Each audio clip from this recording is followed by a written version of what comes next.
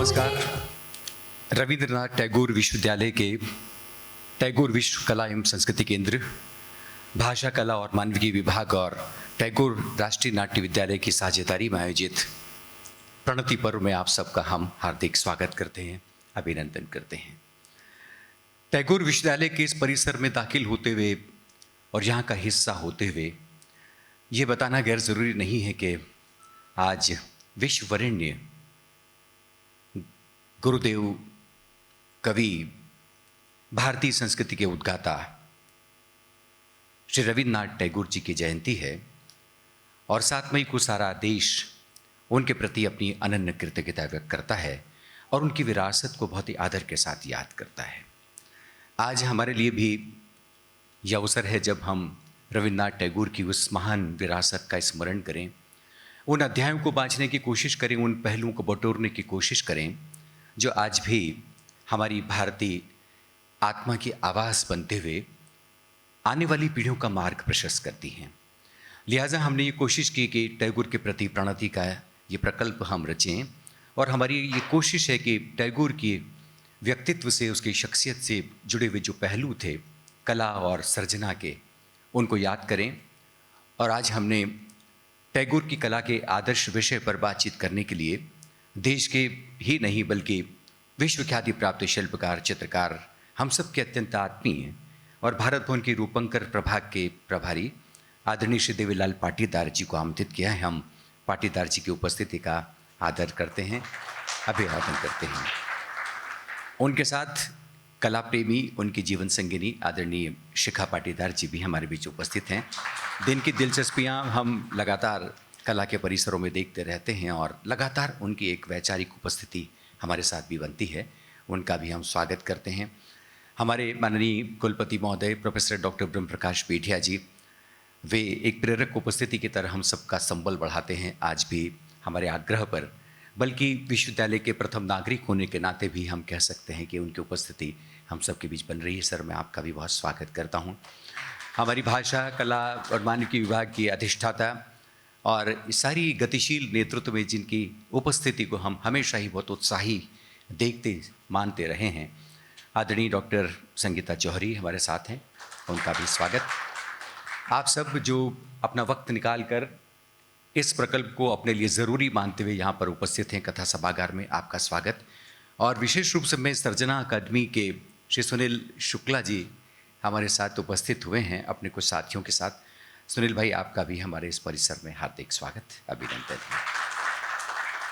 मैं चाहूँगा कि आदरणीय पाटीदार जी को लेकर माननीय कुलपति महोदय और संगीता जी मंच पर पधारें। ऐसे कार्यक्रमों को रचने की प्रेरणा हम हमारे कुलाधिपति, कवि, कथाकार, संस्कृति कर्मी आदरणीय संतोष चौबे जी से पाते रहे हैं। और पिछले बरसों को अगर मैं याद करूं तो आदरणीय सर हमेशा ही प्रणति पर्व की हमारी इस संरचना में हमारे साथ होते हैं, अपनी सलाहों के साथ, मार्गदर्शन के साथ। लेकिन वे इन दिनों प्रवास पर हैं। लेकिन मेरी उनसे जो खामोश बातचीत पिछले दिनों होती रही है, उनको साझा किया हमने कि हम प्रणति पर्व को इस तरह से रच रहे हैं। बेहद खुशी और शुभकामनाएं उन्होंने इस अवसर के लिए साझा की हैं। तो मैं सर को भी इस वक्त पर बहुत आदर के साथ याद करता हूँ। वे आएंगे और हम ये सारी चहलकदमी, ये सारे रंग हम उनसे भी शेयर करेंगे, साझा करेंगे। मैं चाहूँगा कि हमारे विश्वविद्यालय परिवार की ओर से हम सबसे पहले पाटीदार जी का अभिनंदन करें। माननीय कुलपति आदरणीय पेठिया साहब से निवेदन है वे ये गुलदस्ता और प्रतीक चिन्ह भेंट कर आदरणीय देवीलाल पाटीदार जी का स्वागत करें।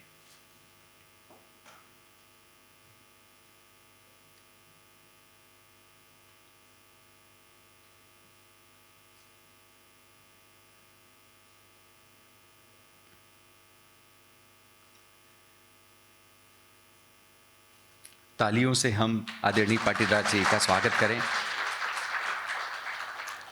हमारे विश्वविद्यालय का ये प्रतीक चिन्ह आदरणीय पाटीदार जी, इस चित्र में मैं शरीक हो सकता हूं।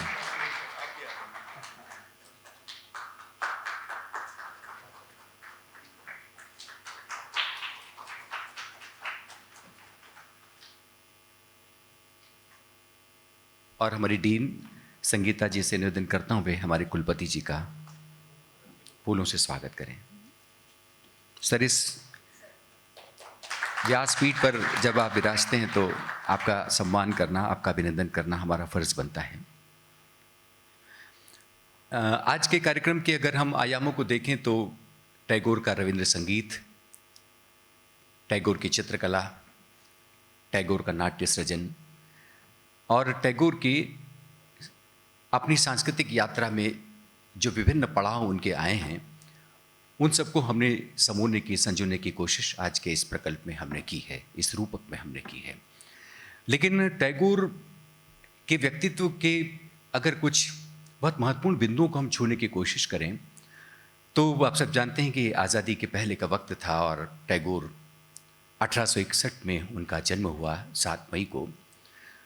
तब हमारी जो सामाजिक सांस्कृतिक देश की स्थिति थी, जो हालात थे, और तब एक जमींदार परिवार से वाबस्ता होकर भी टैगोर ने जिस तरह से भारत की उस समय की दशा और दिशा को समझा और आने वाले समय की आहटों को सुनकर जिस तरह से अपने साहित्य में, अपने सृजन में उन्होंने अपने चिंतन को जज्ब करने की कोशिश की, आज जब हम उन पन्नों को पढ़ते हैं, उन अध्यायों को पढ़ते हैं, तो हमें देखकर आश्चर्य होता है कि एक सर्जक किस तरह से अपने भविष्य की इन तमाम स्थितियों को बहुत ठीक से जांचता, परखता है, उसकी नब्ज़ को टटोलता है और कुछ ऐसी आवाज़ें आने वाले वक्त को सौंपता है कि जिनके पास जाकर लगता है कि हमारे तमाम सवालों के जवाब, तमाम शंकाओं के जवाब जैसे हम वहाँ पर पाते हैं।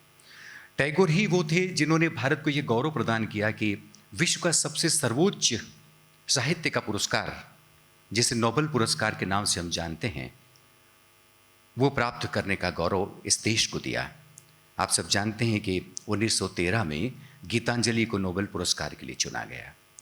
टैगोर ही थे जिन्होंने न केवल भारत को राष्ट्रगान दिया, बल्कि हमारे पड़ोसी देश बांग्लादेश को भी राष्ट्रगान की सौगात सौंपी। कितनी सारी पीढ़ियाँ राष्ट्रगान गाते हुए बड़ी हो गईं, लेकिन सिर्फ राष्ट्रगान गाने भर तक टैगोर के प्रति प्रणति का फर्ज हमारा पूरा नहीं हो जाता। क्या सच्चे अर्थों में हमने टैगोर के व्यक्तित्व को जाना है, उनके सृजन को, उनकी विरासत को, उनके अवदान को जाना है? और यही दरअसल हम सब लोगों की चिंताओं का विषय होना चाहिए कि हम आने वाली पीढ़ियों को सच्चे अर्थों में टैगोर के आदर्श से परिचित कराएं। बहुत सारी बातें टैगोर के बारे में की जा सकती हैं। उन्होंने बहुत सारा लिखा, उनके लिखे पर बहुत सारे नाटकों का मंचन हुआ, उनकी कहानियों पर फिल्में बनी और उसके बाद हम कह सकते हैं कि दुनिया की तमाम भाषाओं में टैगोर की रचनाओं का अनुवाद हुआ। और उनकी चित्रकला को लेकर विशेष रूप से अगर हम देखना चाहें तो टैगोर ही वो चित्रकार थे जिन्होंने पश्चिमी मानकों का हनन करते हुए, उनकी अवहेलना करते हुए एक परम स्वतंत्र शैली अपने चित्रों की तैयार की।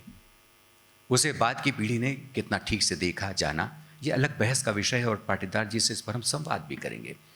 लेकिन हम बहुत ठीक से संवेदनशील और विनम्र मन से क्या इनके पास जाते हैं, इन सारी चीज़ों को हमें देखने की आज दरकार है। हम शिक्षा के परिसर में हैं, शांति निकेतन को कैसे भुला सकते हैं? टैगोर ने जीवन, प्रकृति और संस्कृति का समावेश करते हुए सच्चे अर्थों में भारत की जमीन से शिक्षा के सूत्र तलाशे और शांति निकेतन से निकलने वाले आदर्श शिष्यों की पीढ़ी को याद करें तो इस देश के साहित्य और संस्कृति के आसमान पर जगमगाने वाले अनेक ऐसे सितारे हैं जिन्होंने शांति निकेतन की 4 दीवारी में गुरुदेव से शिक्षा ग्रहण की। आज भी विश्व भारती वहाँ पर संचालित है। लेकिन देखने की ज़रूरत यह है कि जिस शिक्षा का भारतीकरण करते हुए टैगोर ने वो मूल्य सौंपे, हम उन्हें कितनी शिद्दत के साथ महफूज रख रहे हैं। लेकिन हमें यह जानकर और आपको साझा करते हुए, दुनिया को बताकर ये फक्र होता है कि संभवतः हम भारत के अकेले ऐसे विश्वविद्यालय हैं, शिक्षा संस्थान है, जिसने टैगोर को अपना आइकॉन मानते हुए टैगोर के मूल्यों को, सांस्कृतिक और शैक्षिक और सामाजिक मूल्यों को आत्मसात करते हुए ये कोशिश की है कि हम नई पीढ़ी को तमाम विज्ञान और तकनीक की शिक्षा देने के साथ साथ एक अच्छा मनुष्य बनाने के लिए भी प्रेरित करें। और जब मनुष्य अच्छा बनाने की, गढ़ने की बात आती है तो हमें टैगोर के पास जाने की दरकार होती है। मैं बहुत सारा कुछ कह सकता हूँ, लेकिन यहाँ पर अपनी खामोशी बरतता हूँ क्योंकि हमें पाटीदार जी से सुनना है, वीसी साहब से सुनना है। तो मैं इससे पहले कि हम आदरणीय पाटीदार जी और वीसी साहब से, संगीता जी से गुजारिश करें, हम ये ज़रूरी समझते हैं कि नई पीढ़ी टैगोर को कैसे याद करती है। लिहाजा हमने अपने विश्वविद्यालय के 3 युवा प्रतिभागियों को टैगोर की कविताओं का पाठ करने के लिए चुना है। मैं सबसे पहले आमंत्रित करूंगा सुश्री दृष्टि जैन को, वे आएँ और टैगोर की एक कविता का पाठ करें। जोरदार तालियों से दृष्टि की आमद का हम स्वागत करें।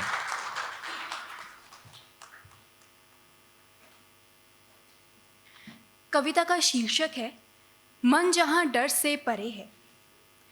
मन जहां डर से परे है और सिर जहां ऊंचा है, ज्ञान जहां मुक्त है और जहां दुनिया को संकीर्ण घरेलू दीवारों से छोटे छोटे टुकड़ों में बांटा नहीं गया है, जहां शब्द सच की गहराइयों से निकलते हैं, जहां थकी हुई प्रयासरत बाहें त्रुटिहीनता की तलाश में हैं, जहां कारण की स्पष्ट धारा है जो सुनसान रेतीले मृत आदत के वीराने में अपना रास्ता खो नहीं चुकी है, जहां मन हमेशा व्यापक होते विचार और सक्रियता में तुम्हारे जरिए आगे चलता है और आज़ादी के स्वर्ग में पहुंच जाता है।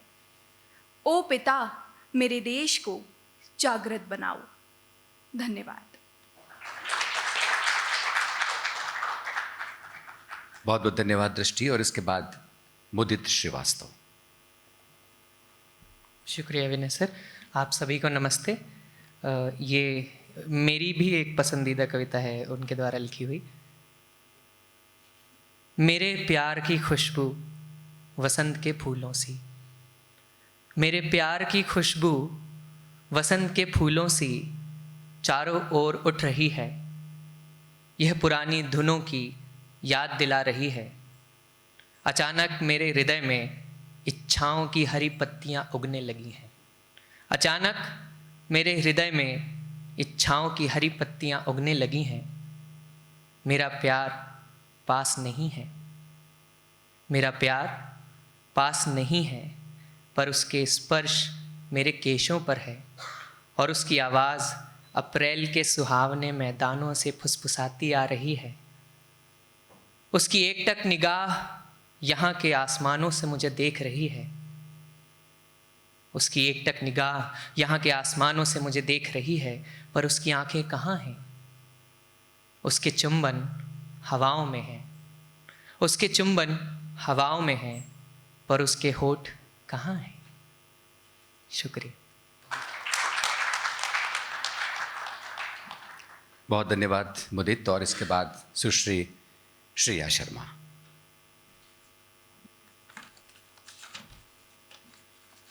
नमस्ते। पेश है टैगोर की कविता, शीर्षक है ओ पथिक अभागेरे।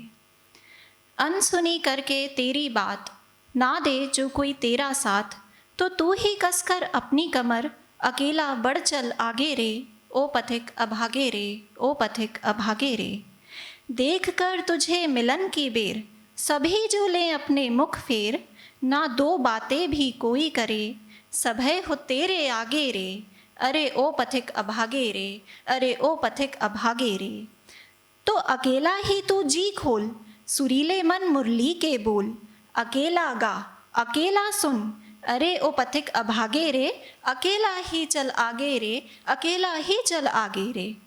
जाए जो तुझे अकेला छोड़, ना देखे मुड़कर तेरी ओर। बोझ ले अपना जब बढ़ चले, गहन पथ में तू आगे रे। अरे ओ पथिक अभागे रे, अरे ओ पथिक अभागे रे। धन्यवाद।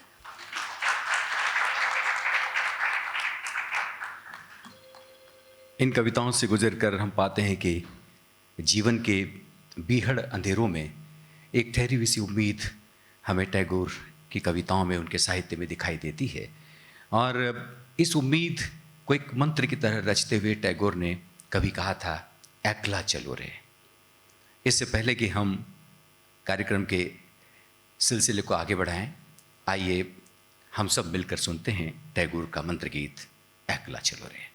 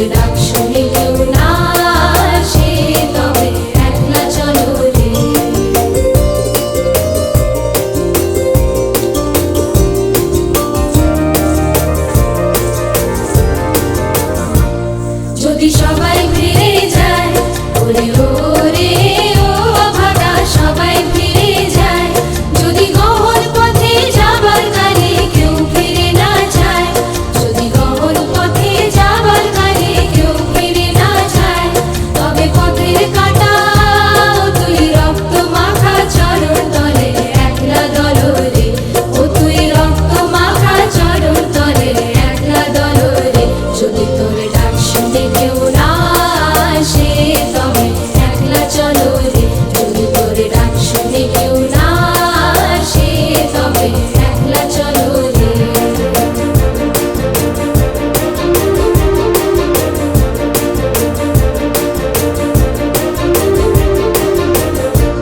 যদি আলো না ধরে, ওরে ওরে ও অভাগা আলো না ধরে, যদি ঝড় বাদলে আধার রাতে দুয়ার দেয় ঘরে, যদি ঝড় বাদলে আধার রাতে দুয়ার দেয় ঘরে, তবে বজরা নলে অকুই বুকের পাথর জ্বালিয়ে নিয়ে একলা চলো রে, অকুই বুকের পাথর জ্বালিয়ে নিয়ে একলা চলো রে, যদি তোর ডাক শুনে কেউ না আসে তবে একলা চলো রে, যদি তোর ডাক শুনে কেউ না আসে তবে একলা চলো রে, তবে একলা চলো একলা চলো একলা চলো একলা চলো রে, তবে একলা চলো একলা চলো একলা চলো একলা চলো রে, যদি তোর ডাক শুনে কেউ না আসে তবে একলা চলো রে।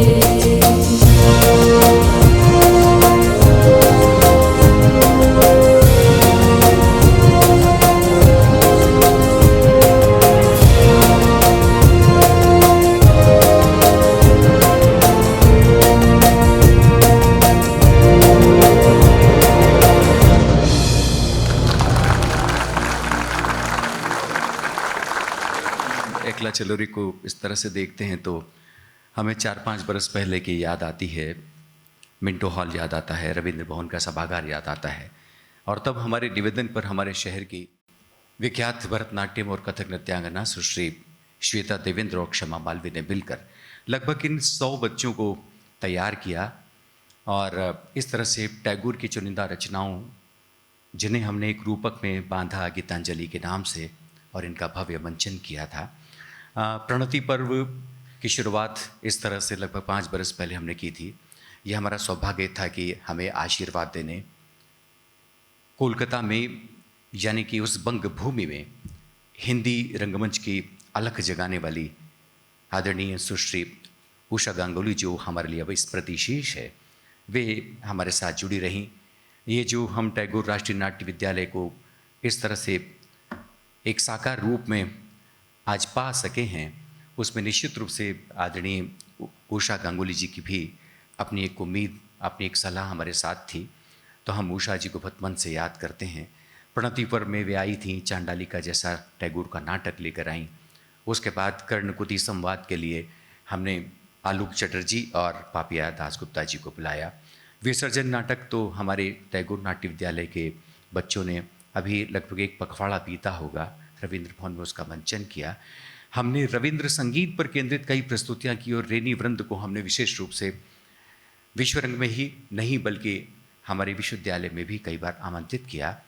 टैगोर के चित्रकर्म पर संभवतः हम भारत के पहले अकेले ऐसे शिक्षा संस्थान हैं जिन्होंने विश्वरंग से छोर पकड़ते हुए लगातार हमारे इस विश्वविद्यालय के परिसर में अपनी समकालीन कुछ युवा महिला चित्रकारों को आमंत्रित किया, और उन्होंने यहाँ पर टैगोर को याद करते हुए कुछ चित्रों को कैनवास के ऊपर तैयार किया।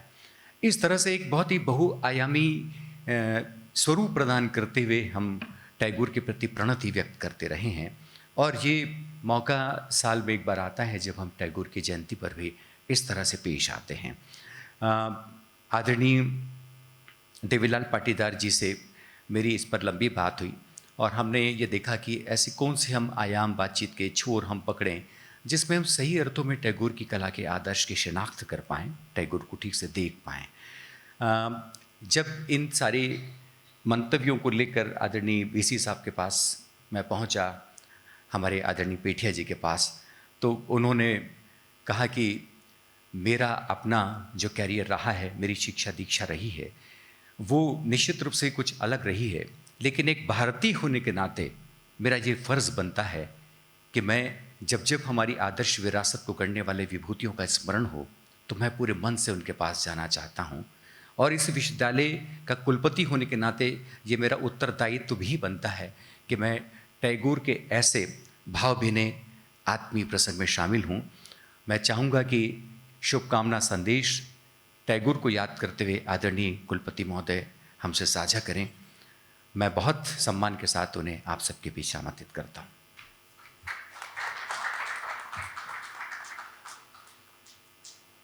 धन्यवाद। रविन्द्रनाथ टैगोर विश्वविद्यालय द्वारा आयोजित इस सुरुचिपूर्ण प्रणति पर्व में मैं सभी मंचासीन अतिथिगण एवं आप सभी का स्वागत करता हूं। टैगोर जी का नाम भारत में कौन नहीं जानता। भारत ही क्यों, दुनिया में ऐसे कौन से देश हैं जहां पर इन्होंने या इनकी कला ने, इनके गीतों ने डंका ना बजाया हो। ये कोई भारत के कवि नहीं हैं, ये विश्व कवि हैं, ये गुरुदेव हैं पूरे संसार के, सिर्फ हमारे ही गुरुदेव नहीं हैं। चाहे साहित्य हो, चाहे कला की बात हो, लगभग सभी विधाओं में उन्होंने जिस अधिकार और जिस दक्षता से लिखा है उस पर सुखद आश्चर्य होता है। क्या कोई मनुष्य ऐसा कर सकता है, या किसी देवता ने रविंद्रनाथ टैगोर के विश्व में एक जन्म लिया है और इतनी सारी चीज़ों पर अपनी दक्षता हासिल की है। जब भारत में ज्ञान परंपरा में मानवीय मूल्यों का समावेश करने वाले आधुनिक चिंतक कहे जा सकते हैं, उन्होंने प्रकृति के ऊपर भी काफ़ी चीज़ें लिखी हैं, पेंटिंग बनाई है और प्रकृति प्रेम को उन्होंने केंद्र में रखकर जीवन को आनंद की तरह व्यतीत करने का संदेश दिया है। जब मैं सोच रहा था इनका नाम रविंद्र क्यों है, इनमें वो पूरी शक्तियां हैं जो देवताओं में होती है। एक देवता क्रिएट कर सकता है चीज की जो विजिबल ही नहीं है, जो किसी नहीं है। रवि का मतलब होता है सूर्य, जो सब जगह प्रकाश देता है। तो जब मैं इनके नाम की संधि विग्रह कर रहा था तो सबसे पहले रवि आया, जो कि पूरी दुनिया को प्रकाश देता है। उसी तरह से टैगोर ने भी पूरी दुनिया को प्रकाश दिया। फिर आता है रविंद्र, इंद्र। इंद्र कौन है? सृष्टि के निर्माता है। कोई भी चीज जो असंभव है उसको संभव कर सकते हैं। रविन्द्रनाथ टैगोर एक ऐसे थे जिन्होंने हर चीज को संभव किया, और सिर्फ भारत में ही नहीं, हमारे पड़ोसी देश बांग्लादेश को भी राष्ट्रगान दिया है उन्होंने। उनकी जो चीज़ें आप पढ़ेंगे तो बिल्कुल अभिभूत हो जाएंगे। आप समझ ही नहीं पाएंगे कि एक मनुष्य की चीज़ें पढ़ रहे हैं या हम कोई वेद पुराण पढ़ रहे हैं। इस तरह से आप उसमें लीन हो जाएंगे सच। तो उन्होंने प्रकृति और प्रेम को केंद्र में रखकर जीवन के आनंद की तरह व्यतीत करने का संदेश दिया है। हताश एवं निराश लोगों को जब यदि वो पढ़ते हैं तो उनको मनोबल प्रदान करती है। उनकी कोई भी कविता देखें आप, और जैसा कि हमारे साथी ने बताया जाए कि उन्हें उनकी पुस्तक गीतांजलि में विश्व का सर्वोच्च पुरस्कार नोबेल मिला, जो कि भारत की महिमा को बहुत आगे बढ़ाता है। हमारा जो राष्ट्रगान है उसमें हमारे पूरे देश की जो क्या कहें उसको महिमा है, उसका उन्होंने उसमें बखान किया है।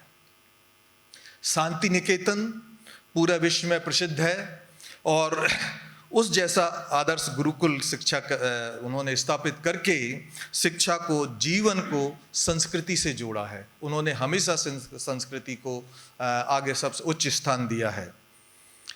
ये हमारा सौभाग्य है कि हम ऐसे विश्वविद्यालय में काम कर रहे हैं जिसके आगे रविंद्रनाथ टैगोर जी का नाम जुड़ा हुआ है। रवि जो कि एक प्रकाश है, इंद्र जो कि भगवान है, जिनमें सभी तरह की कहना चाहिए कि इतनी ताकत है कि कुछ भी कर सकते हैं, और नाथ, चाहे वो बद्रीनाथ हो, चाहे केदारनाथ हो, चाहे श्रीनाथ हो, सभी नाथों का जो सृष्टि का निर्माण करते हैं, जो उनकी शक्ति है, वो रविन्द्रनाथ जी में थी। इसीलिए आप रवि, इंद्र और नाथ, आप देखिए इनके कितने भगवान के नाम इनके नाम के साथ जहाँ जुड़े हैं। सूर्य जो पूरे दुनिया को प्रकाश देता है, सभी नाथ को इन्होंने ले लिया, बद्रीनाथ विष्णु भगवान, और सभी चीज को जब बात करें हम सभी नाथ ले लिया है। जब श्रीनाथ की बात करते हैं तो कृष्ण भगवान आ जाते हैं। तो सभी भगवानों की शक्ति इनके नाम में जुड़ी हुई है। तो ये सिर्फ नाम ही नहीं है, रविंद्रनाथ टैगोर सिर्फ नाम ही नहीं है, बल्कि एक महान विरासत है और उनकी अपनी एक फिलॉसफी है। उन्होंने इस विरासत को शिक्षा संस्थान की कार्य पद्धति और गतिविधियों में चरितार्थ किया है। निश्चय ही जब हम रविंद्रनाथ टैगोर विश्वविद्यालय की बात करते हैं तो इसमें हमारे माननीय कुलाधिपति श्री संतोष चौबे जी की कल्पनाशीलता की, उन्होंने विराट कल्पनाशीलता है, उनका जो विजन है, उनका जो डेडिकेशन है, वो उसको उन्होंने क्रियान्वित किया है। रविन्द्रनाथ टैगोर किसी एक व्यक्ति के नहीं हैं, वो पूरे संसार के हैं, परंतु उनको समझना, उनसे सीखना और उसको क्रियान्वित करना, ये हम श्री संतोष चौबे जी से सीखते हैं कि कैसे इनकी फिलॉसफी को फॉलो किया और किस तरीके से इस रविन्द्रनाथ टैगोर विश्वविद्यालय को यहाँ पर स्थापित किया और उनकी जो भी फिलॉसफी है उसको आगे बढ़ाने का कार्य किया है। मैं यहाँ पर टैगोर विश्वविद्यालय एवं संस्कृति केंद्र का विशेष उल्लेख करना चाहूँगा, जिसने अंतर्राष्ट्रीय कला महोत्सव विश्व रंग, जो अभी जिसका जिक्र किया गया था, से लेकर विश्वविद्यालय में आयोजित होने वाले अनेक गतिविधियों के माध्यम से टैगोर जी को हम सब के बीच प्रासंगिक उसको बनाए रखा है। प्रणति पर्व जो हम आज मना रहे हैं, ये इसका अनुपम उदाहरण है। मैं जिस टैगोर आर्ट सेंटर के निदेशक श्री विनय उपाध्याय जी को इसके लिए हम सब की ओर से बधाई देता हूँ।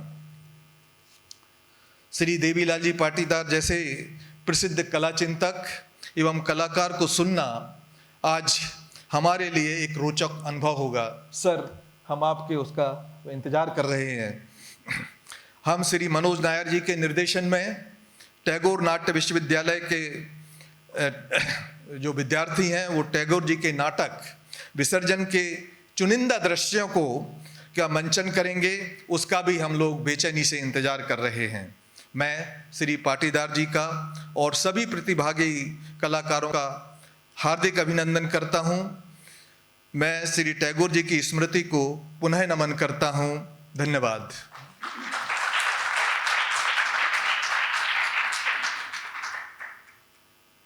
सर, बहुत बहुत धन्यवाद आपका सर।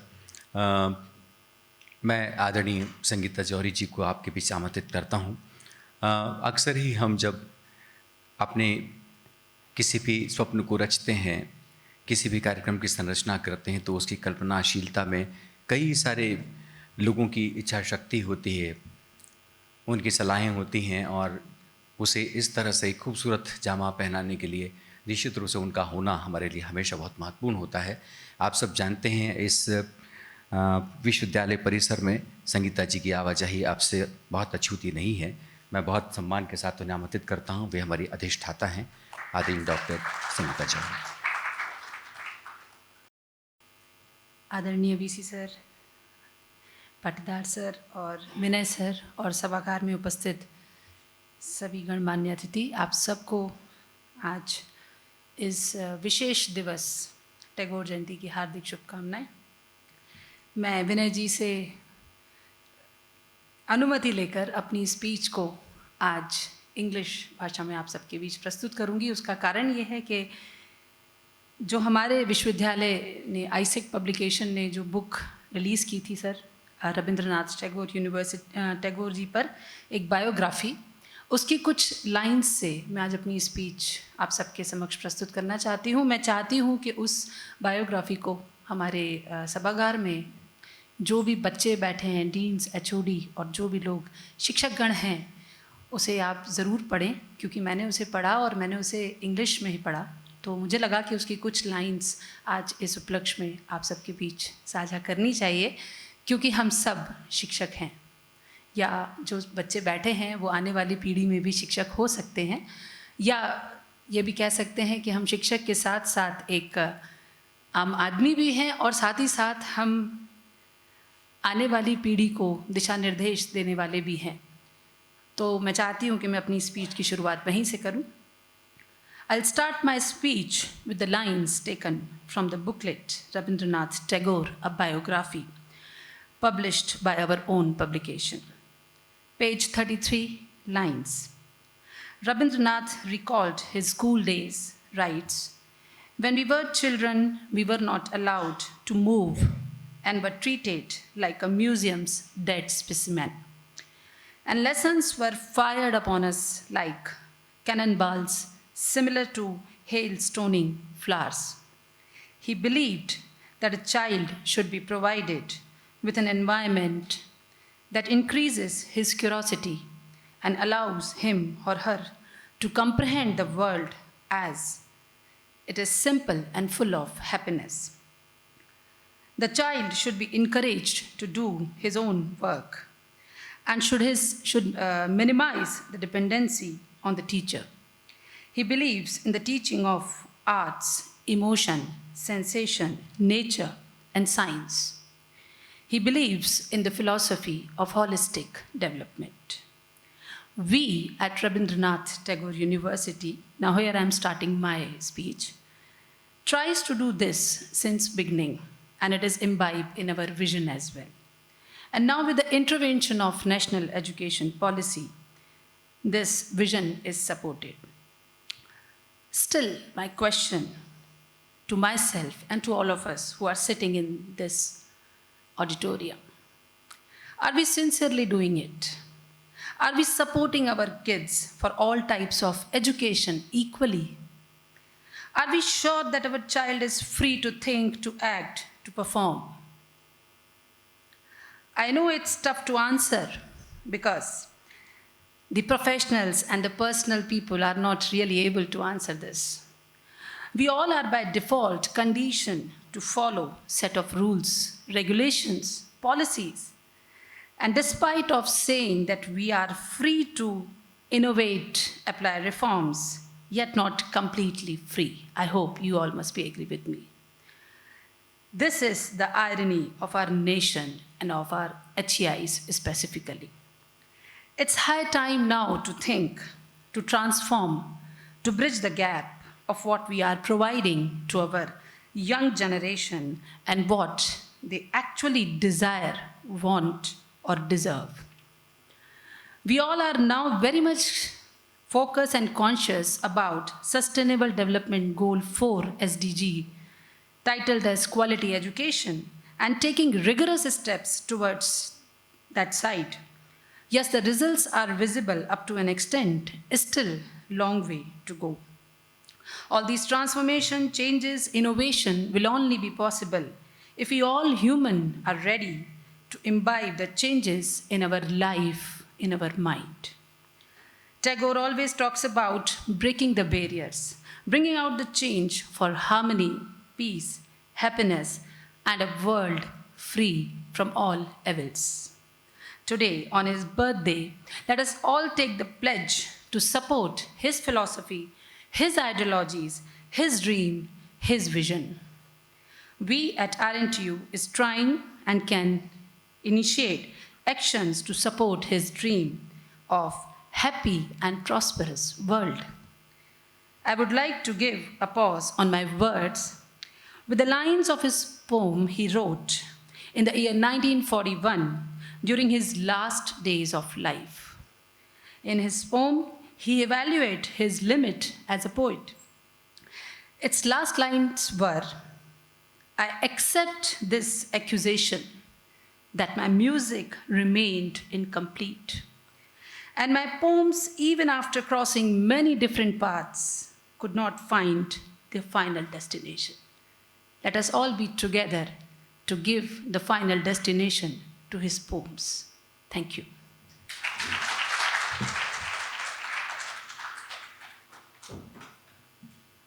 बहुत बहुत धन्यवाद संगीता जी। और जिस तरह से टैगोर का संदर्भ लेते हुए उन्होंने नई पीढ़ी के पास जाने की जो कोशिश की है, और हम सब निश्चित रूप से टैगोर को यदि सच्चे अर्थों में जीवित रखना चाहते हैं तो हमें नई पीढ़ी के साथ उसका रिश्ता जोड़ने की ज़रूरत है।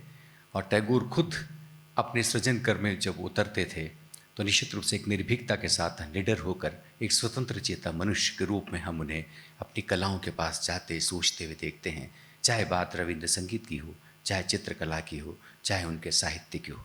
बहुत बहुत धन्यवाद आप सबका। आज का कार्यक्रम हमारा जो अलग अलग रंगों में बिखरा हुआ है, ये पहला रंग था हमारा मंगलाचरण का, हमारी शुरुआत का। इसके ठीक बाद हम पाटीदार जी से बात करेंगे टैगोर की कला का आदर्श विषय पर। मैं चाहूँगा कि आदरणीय कुलपति महोदय, संगीता जी, आप सब दर्शकों के बीच स्थान ग्रहण करें।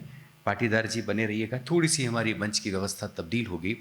जब मैं प्रणति पर्व की बात कर रहा था और पिछली यादें आपसे साझा कर रहा था, तब मुझे अचानक कौंध रहा था जयति चक्रवर्ती का चेहरा रविंद्र भवन के उस मंच पर बैठा हुआ।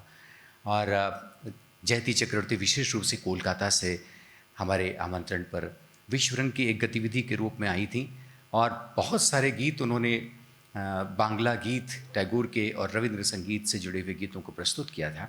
हम चाहेंगे कि हम जयति चक्रवर्ती के उस गीत को सुने। मधुरो मधुरो ध्वनि बाजे, हृदय कमल वनमाजे, मधुरो मधुरो ध्वनि बाजे, हृदय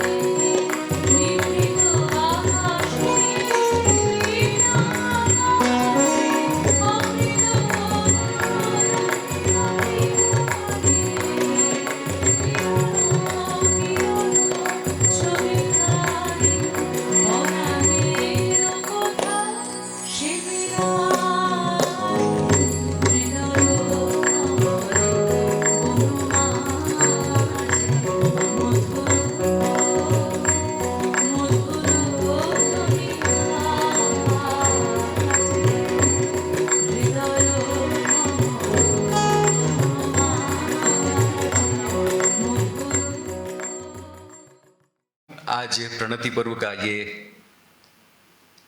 हमारा विशेष सत्र मैं कह सकता हूँ, बल्कि खास सत्र कह सकता हूँ, जिसमें हम हमारे शहर के ही नहीं, हमारे प्रदेश के नहीं, बल्कि देश के अंतर्राष्ट्रीय ख्याति प्राप्त शिल्पकार चित्रकार श्री देवीलाल पाटीदार जी से टैगोर की कला का आदर्श इस विषय पर बातचीत करने के लिए यहाँ पर एकत्र हैं। मैं पाटीदार जी का आज के इस संवाद में, इस बातचीत में हार्दिक स्वागत करता हूँ। पाटीदार जी, आपका बहुत बहुत स्वागत है। रविन्द्रनाथ टैगोर विश्वविद्यालय का टैगोर विश्व कला और संस्कृति केंद्र अपने भाषा, कला और मानविकी विभाग, टैगोर राष्ट्रीय नाट्य विद्यालय और हमारे स्टूडियो RNTU की साझा पहल पर आज इस प्रणति पर्व को आयोजित कर पा रहा है। और हमारी ये कोशिश है कि हम टैगोर के विभिन्न सृजनात्मक आयामों को ठीक से जानें, टैगोर की सृजन के मर्म को जानें और टैगोर ने किस प्रयोजन से ये सारी सृजना की थी, उसमें मनुष्यता के लिए क्या आदर्श स्थापित किए थे, इन सारी चीज़ों को ठीक से देखने परखने की और आपके मंतव्य के साथ एक नई दृष्टि पाने की कोशिश हम इस बातचीत में करेंगे। यूं तो टैगोर के सृजन को अगर हम देखें तो टैगोर एक साथ हम एक कवि के रूप में, एक चित्रकार के रूप में, एक नाटककार रंगकर्मी के रूप में, एक शिक्षाकर्मी के रूप में, एक संगीतकार के रूप में हमें दिखाई देते हैं। लेकिन टैगोर को अगर समग्र रूप से देखा और समझा और जाना जाए तो मुझे ऐसा लगता है कि टैगोर विश्व मानवता को पुकारने वाले एक उद्भट दार्शनिक दृष्टा के रूप में हमें दिखाई देते हैं। चूंकि आप शिल्पकार हैं, चित्रकार हैं, इसलिए मैं कोशिश करूंगा कि हम टैगोर की उस विधा के बारे में, यानी चित्रकला के बारे में ज़्यादा बातचीत करने की कोशिश करें, जो कि अन्य विधाओं की तुलना में कहीं न कहीं अलक्षित रह गई, हाशिए पर रह गई है। तो इससे पहले कि हम टैगोर की चित्रकला पर और उनकी कला के आदर्श पर बातचीत करें, नीरज रिछारिया जो हमारे साथ लगातार हमारी इन गतिविधियों से जुड़े हैं, उन्होंने स्टूडियो RNTO के साथ मिलकर एक छोटे से चित्रों का प्रेजेंटेशन तैयार किया है। हम चाहेंगे कि सबसे पहले हम टैगोर के इन चित्रों को देखें और उसके बाद पाटीदार जी से बातचीत करें। आइए, टैगोर के संग्रह से ये चित्र हमने कुछ संग्रहित किए और आप देखिएगा कि टैगोर ने चित्रकला की चली आ रही परंपरा से हटकर किस तरह से अपनी स्वतंत्र चेतना इन चित्रों के साथ इस तरह से रूपायित करने की कोशिश की।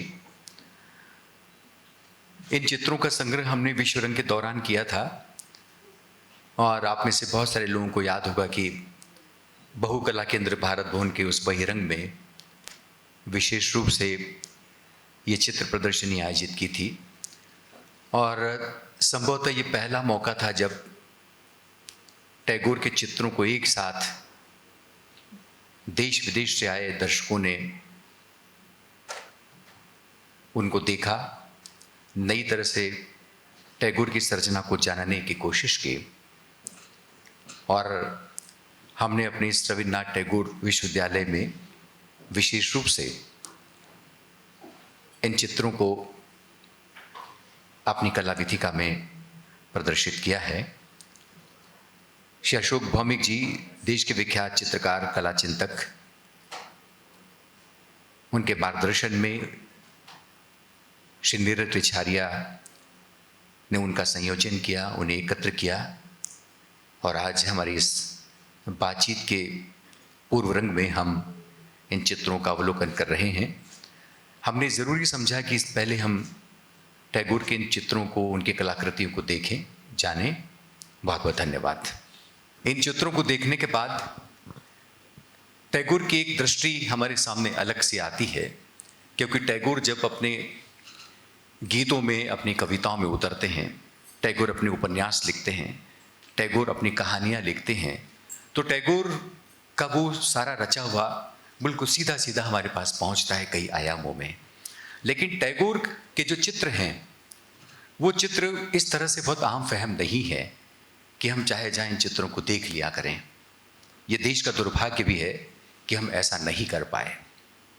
लेकिन इससे पहले कि मैं आपसे सवाल करूं, मुझे अमृता प्रीतम का काला गुलाब की उस पहले पन्ने पर लिखा हुआ एक कोटेशन याद आता है, जिसमें वो कहती हैं कि मेरी कलम किसी का कुछ संवारती है या नहीं मुझे नहीं मालूम, मेरी कलम किसी का कुछ संवारती है या नहीं मुझे नहीं मालूम, मुझे सिर्फ इतना मालूम है कि मेरी कलम मेरा किनारा है। तो रविन्द्रनाथ टैगोर जब अपनी कलम और अपनी कूची उठाते हैं तो वे ये नहीं सोचते हैं कि ये किसी का कुछ संवारेगी या नहीं, लेकिन उन्हें ये इतना बाकायदा मालूम था कि वे उनका किनारा हैं। तो इस पूरी स्वतंत्र चेता सर्जना के साथ, इस सोच के साथ टैगोर अपनी कला में उतरते हैं। लेकिन टैगोर के इन चित्रों को देखने के बाद मुझे ऐसा लगता है कि टैगोर ने अपने जीवन की शांत वेला में अपनी तमाम साहित्य, यानी कि जिसमें वे कहानियाँ लिख रहे थे, अपनी कविताएं लिख रहे थे, उन सब को तौबा करते हुए एक खामोश अपना एक एकांत उन्होंने चुना और उन्होंने इस चित्र में अपने आप को रूपायित करने की कोशिश की। आप क्या मानते हैं पाटीदार जी कि टैगोर की कला के आदर्श को जब हम देखते हैं तो इस तरह से विश्व मानवता को पुकारने वाला, आनंद और प्रेम की सृष्टि करने वाला कवि इस तरह से खामोशी के साथ इन चित्रों की ओट में क्यों छुपना चाहता है?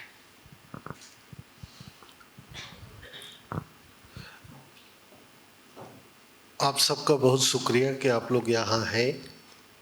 रविंद्र विश्वविद्यालय का शुक्रिया भी कि इस बातचीत का एक अवसर यहाँ निकला।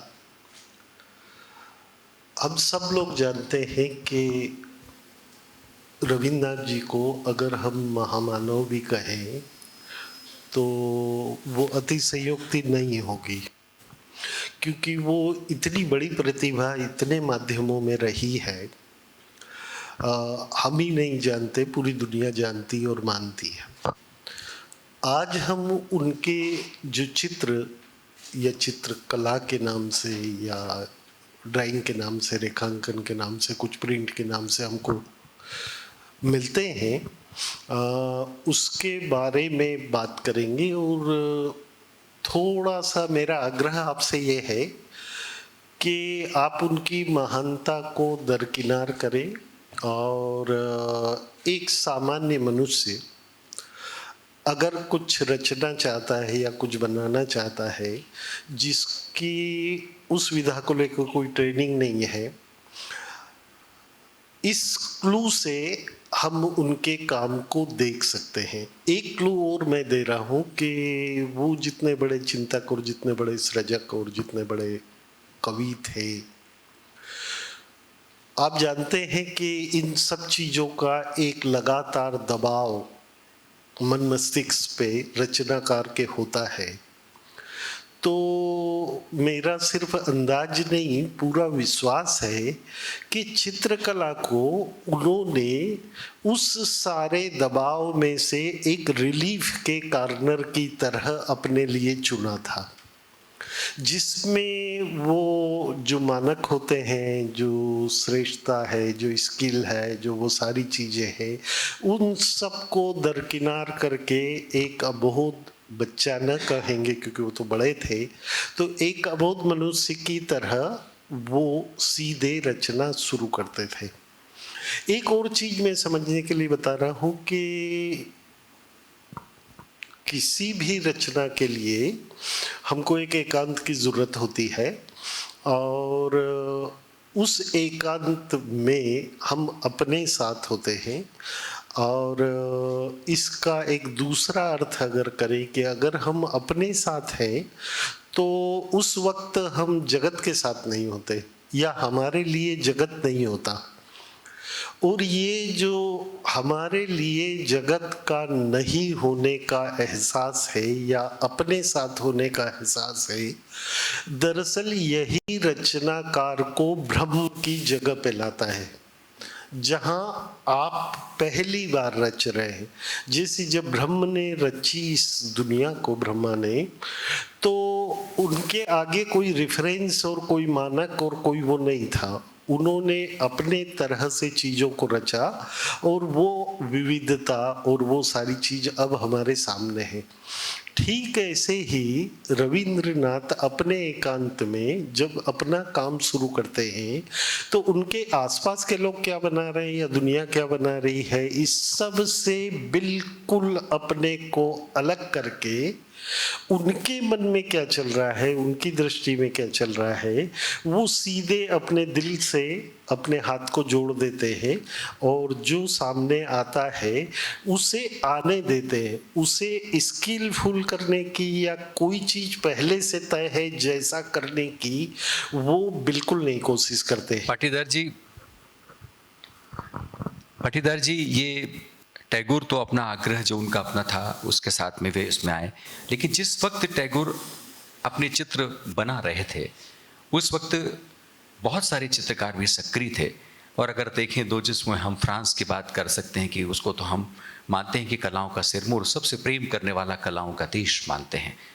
तब पश्चिम की निगाहें और फ्रांस जैसे मुल्क टैगोर के इस चित्रकर्म को किस तरह से देख और समझ रहे थे उस समय? क्या आपको याद आता है कि उस समय टैगोर के इस चित्रकर्म को लेकर उनका भी अपना कोई कमेंट था, उनकी कोई दृष्टि थी?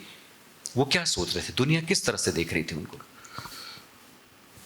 दरअसल उन दिनों इतने ज़्यादा आवाजाही और उतने साधन नहीं थे, पर रविन्द्रनाथ का कुछ भी दुनिया से छिपा नहीं था। इवन उनका जो एकांत है या उनकी जो पर्सनल लाइफ है वो तक दुनिया को और जहान को और सबको पता है। तो ये जो रचने के लिए अपने को एकदम स्वतंत्र छोड़ने की जो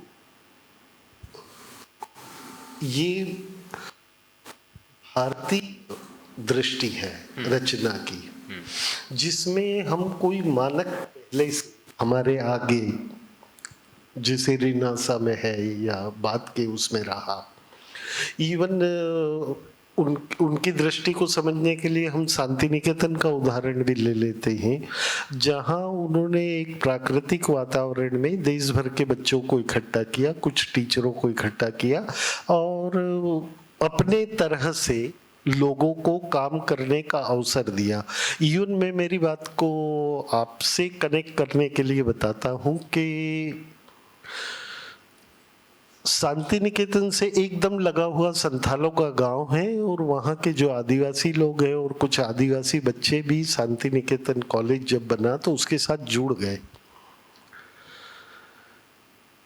उन्हीं बच्चों में से एक बच्चा जो स्टूडियो सहायक के तौर पे या मजदूर के तौर पे शांति निकेतन वाले काम से जुड़ा था, उसी को आज हम और पूरी दुनिया राम किंकर बेज के नाम से जानती है।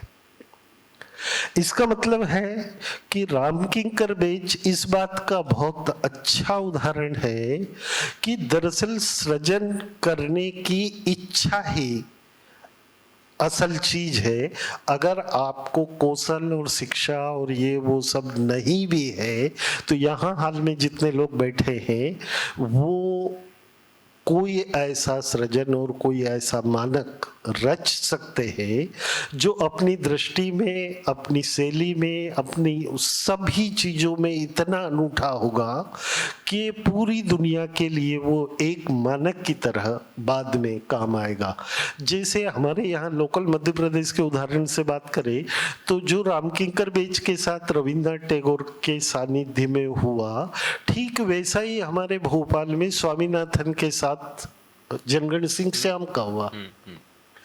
इस कारण मैं ये कह रहा हूं कि दरअसल किसी भी माध्यम में सृजन के लिए आपका ईमानदारी से उसमें शामिल होना और जो हो रहा है उसको जस का तस स्वीकार करना। मैं कह रहा हूं कि जो भी बना है उसे आप रिजेक्ट किस आधार पे करते हैं? इस आधार पे करते हैं ना कि आपने कुछ चित्र देख रखे या आपने भारत भवन की गैलरी देख रखी या कुछ किताबें देख रखी जिसके कारण वो आपको अनगढ़ लग रहा है।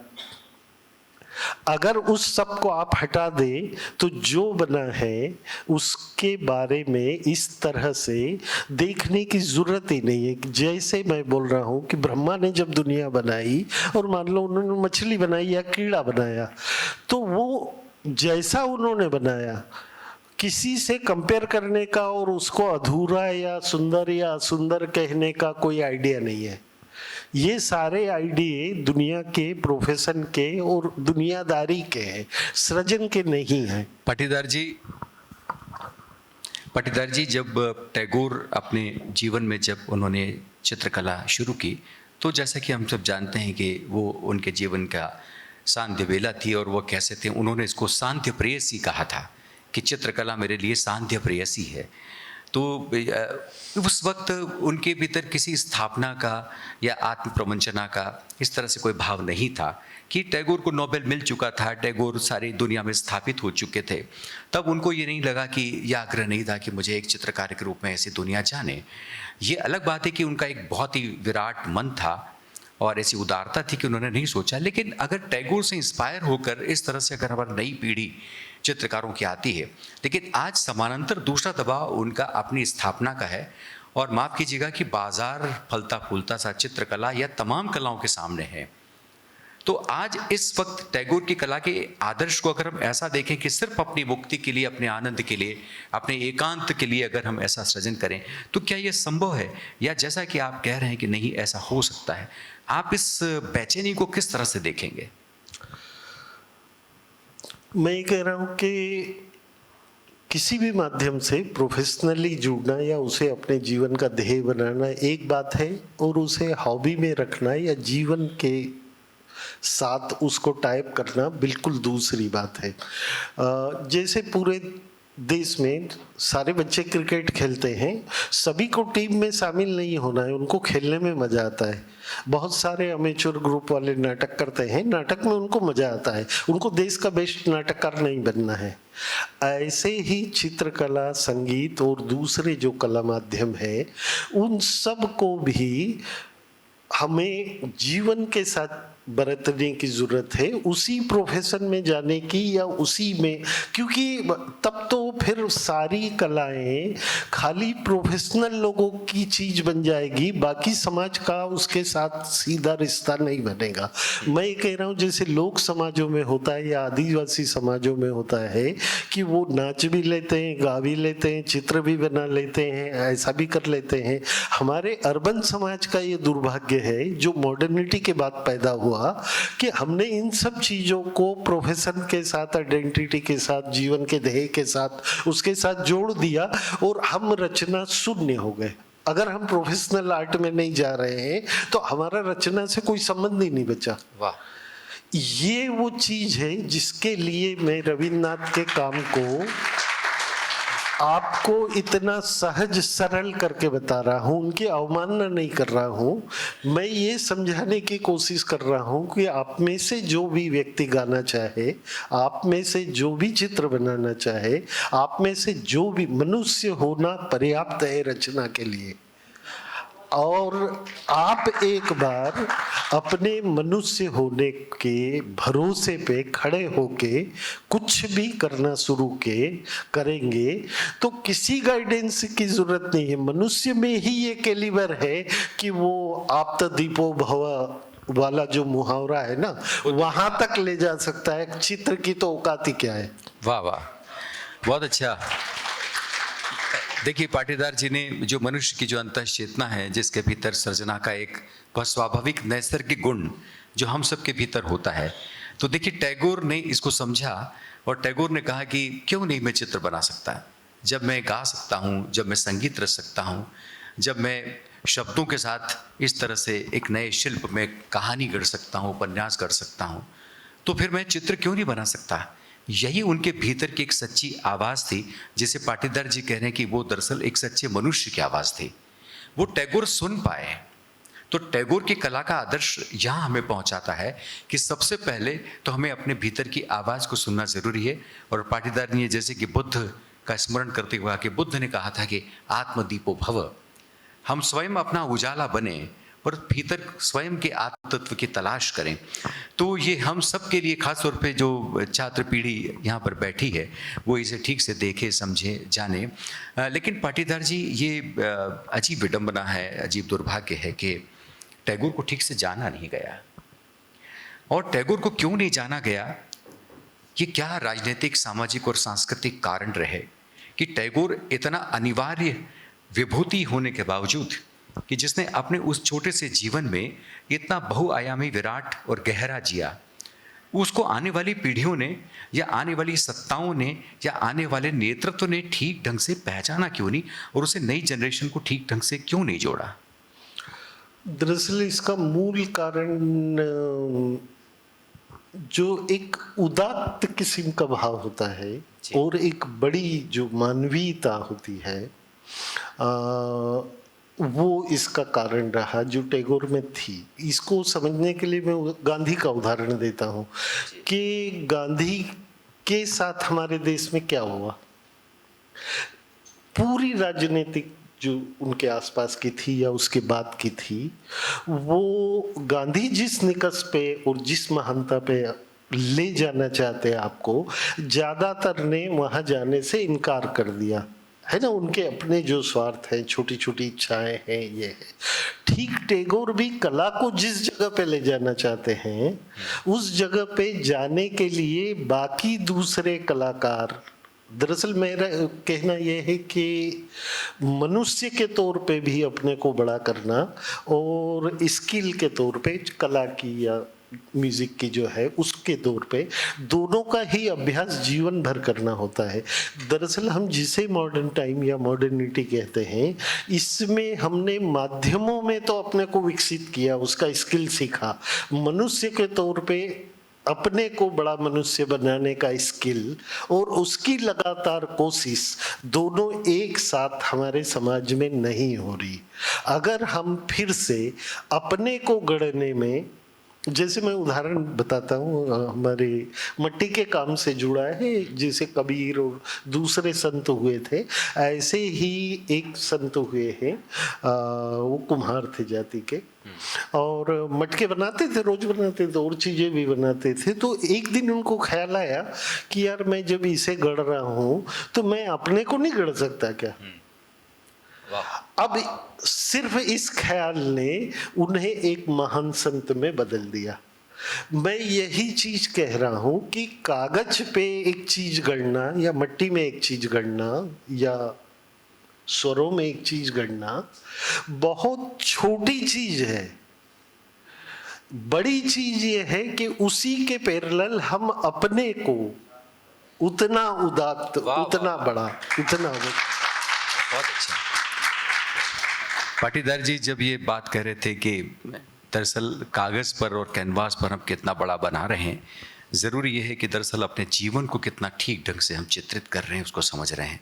देखिए, मीरा के जो गुरु थे वो रैदास थे, और रैदास अपनी कुटिया में चमड़े का काम कर रहे थे। कबीर जो है वो हम सब जानते हैं कि जुलाहे के घर उनकी परवरिश हुई, और चादर बुनते बुनते कबीर अचानक कब इस दुनिया के लिए एक गुरु बन गए, क्योंकि उनके अनुयायी तो साहेब बंदगी कहते हैं और उनको गुरु मानते हैं। टैगोर के पास अब वापस चलते हैं तो देखिए, टैगोर जो हैं वो कबीर से बहुत इंस्पायर रहे और गुरु ग्रंथ साहब को भी बहुत पसंद करते थे। आप सब जानते हैं कि हमारे सिख समाज का एक प्रमुख ग्रंथ है। तो देखिए, गुरु ग्रंथ साहब में तो शब्द की अभ्यर्थना की गई है, और कबीर तो आप सब जानते हैं कि एक ऐसा निर्भीक स्वतंत्र चेता कवि जिसने कि निडर होकर अपने बात कही और इस समाज को सारी कुरीतियों और आडंबरों से बाहर निकालकर एक बिल्कुल सहज रास्ता देने की कोशिश की। मुझे लगता है कि टैगोर जब इन दोनों को अपना आदर्श मानते थे, तो टैगोर की सृजना में भी मुझे लगता है कि ये सब सारी चीज़ें बहुत दिखाई देती हैं। तो टैगोर ने, जब हम चित्रों की बात करें तो चित्रों को देख रहा था तो देखिए उसमें आपको कुछ मानवीय चेहरे दिखाई देते हैं, बहुत भाव में गहरे डूबे हुए। हाँ, हमें कुछ वनस्पतियाँ भी दिखाई देती हैं, हमें कुछ प्राणी भी दिखाई देते हैं। तो देखिए, टैगोर ने कोई जटिल बिंबों के साथ में कुछ ऐसा व्यापार नहीं किया चित्रों का, जैसा पाटीदार जी कह रहे थे। और पाटीदार जी ने ये कहा कि जीवन को जितनी सहजता में आप उतर कर देखने की कोशिश करेंगे, उतना ही आप स्वयं को उतनी शिद्दत से पहचानेंगे और अधिक गहराई में इस जीवन को, प्रकृति को और खुद को समझेंगे। पाटीदार जी, मैं आपसे छूट लेकर एक बात ये कहना चाहता हूँ और बताना चाहता हूँ कि हमारे यहाँ ज्ञान की दो परंपरा रही, एक वाचिक रही और दूसरी लिखित रही। तो जो वाचिक परंपरा है वो हमारी देशज मूल्यों की हिमायत करते हुए हम सब तक पहुँचती है, और लिखित परंपरा हम सब जानते हैं कि जो शास्त्रों में, ग्रंथों में रचा गया है और वहाँ से हम सब तक पहुँचता है। मुझे ऐसा लगता है कि टैगोर जब रविंद्र संगीत लिखते हैं तो मछुआरों के पास जाते हैं, वो उस हाशिए पे पड़े लोगों के पास जाते हैं जिसे कि उस वक्त में उस बंगाल स्टेट में हाशिए पे कर दिया गया था और एक सामंतवादी सत्ता उनका बहिष्कार करती हुई थी।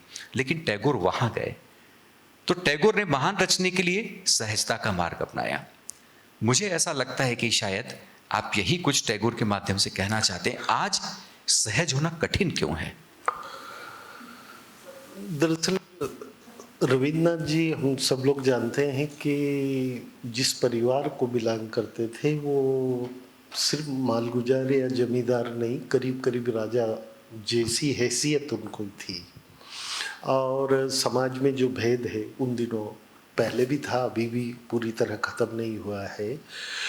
तो सामान्य जन का उन तक पहुंचना भी इतना कठिन उस सिस्टम में था, जहां से उन्होंने खुद निकल के अपने को सामान्य जन के साथ या उसके साथ जो जोड़ा, तो ये उन्होंने अपने अंदर किया ना। व्यवस्था में तो बहुत बाद में हुआ, शांति निकेतन के व्यवहार में तो वो बाद में आया, पर वो जो पूरा फ्यूडल सिस्टम है उसकी अपनी जो अमानवीयता है उसे समझ के उन्होंने एक मनुष्य के तौर पे एक बराबरी का, समाज के साथ जाति का, इसका सब भेद मिटा के मनुष्य के साथ कैसा व्यवहार करना चाहिए उसका एक रोल मॉडल उन्होंने अपने जीवन में, अपने काम में, अपनी रचना में बनाया।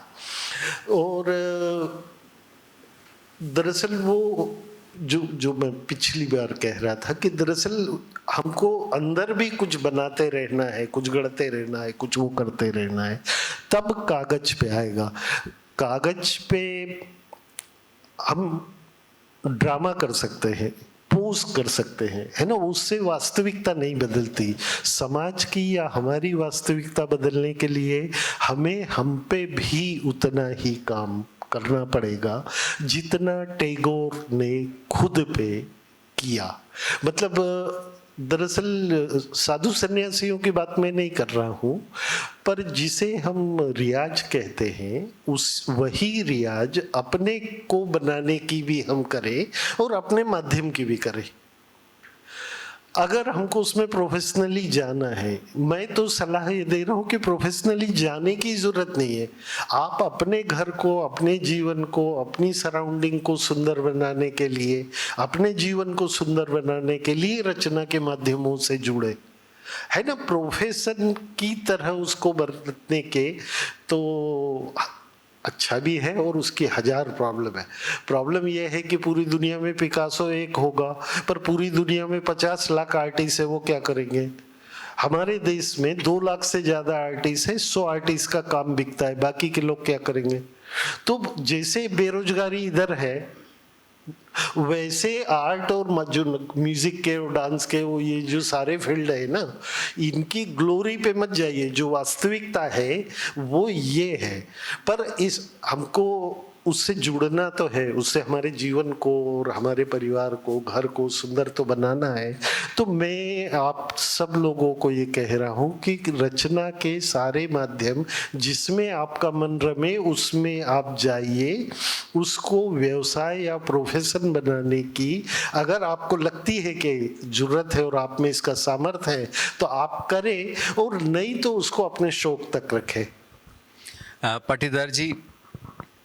पाटीदार जी, जब मैं आप पर फोकस होता हूँ तो देखिए, आप भी एक पश्चिम निमाड़ के छोटे से गांव से चलकर आए थे और उसके बाद में आप इंदौर में आपने पढ़ाई की और इंदौर से पढ़ने के बाद आप भोपाल आए। और मैं आप सब लोगों को ये विशेष रूप से बताना चाहूँगा कि पाटीदार जी अपने शिल्पों और चित्रों के लिए सारी दुनिया में जाने जाते हैं और बाहर भी, इस भारत से बाहर भी आपकी शिल्पों को और आपके चित्रों को प्रदर्शित किया गया है। और मध्य प्रदेश की सरकार ने हाल ही में आपको राज्य स्तरीय शिखर सम्मान से विभूषित किया है। आइए हम सब मिलकर तालियां बजाकर का स्वागत करें। दरअसल पाटीदार जी से जब शिखर सम्मान के बाद मैंने बातचीत की और हमारी रंग संवाद पत्रिका में भी एक आलेख इन पर एकाग्र छपा है। पाटीदार जी दरअसल उन बिरले चित्रकारों शिल्पकारों में हैं जिन्होंने देशज मूल्यों की हिमायत की। और जब हम देशज मूल्यों की बात करते हैं कि अपनी ज़मीन से, अपनी परंपरा से जुड़े हुए मूल्यों को आत्मसात करते हुए जब आप सृजना में उतरते हैं तो उसकी चमक कुछ अलग होती है और उसमें आपकी व्यक्तिगत चमक भी निकल कर आती है। बजाय इसके कि आप हमारे पश्चिम से आए हुए मूल्यों को आत्मसात करते हुए अपने सृजन में दाखिल होते हैं तो अपना खुद का आप उसमें प्रक्षेपित नहीं कर पाते हैं। बहरहाल, तो आप जब इन देशज मूल्यों को लेकर अपने गांव से चलकर यहाँ आए थे, आपको अपनी स्थापना को लेकर या अपने संप्रेषण को लेकर, अपने कम्युनिकेशन को लेकर कोई दिक्कत आई क्या आपको?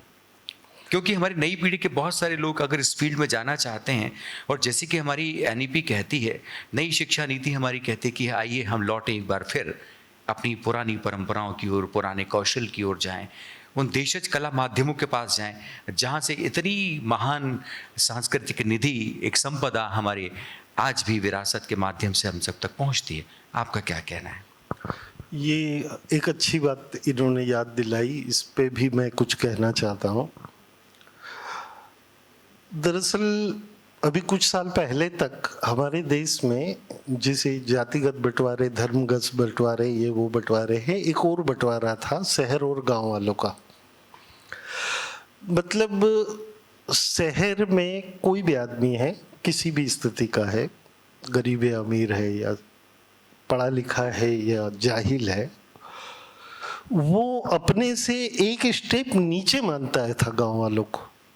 अभी भी बहुत सारे लोग ऐसे हैं जिनके व्यवहार में, जैसे मैं उदाहरण के तौर पे बताऊं, आपको न्यू मार्केट में किसी से बात करना है तो आप के करेंगे, और सड़क से जा रहे हैं किसी गांव में रुके तो आप तू के बात करना शुरू कर देते। इस चीज को मैं बरसों से जानता था, क्योंकि मैं खुद गांव में रहा था और हमारे यहाँ से हाईवे निकलता है ना, जिस पे पूरी दुनिया आती जाती है। तो एक तो हमको इन चीज़ों से बचना, और ये अहंकार शहर को किसने दिया?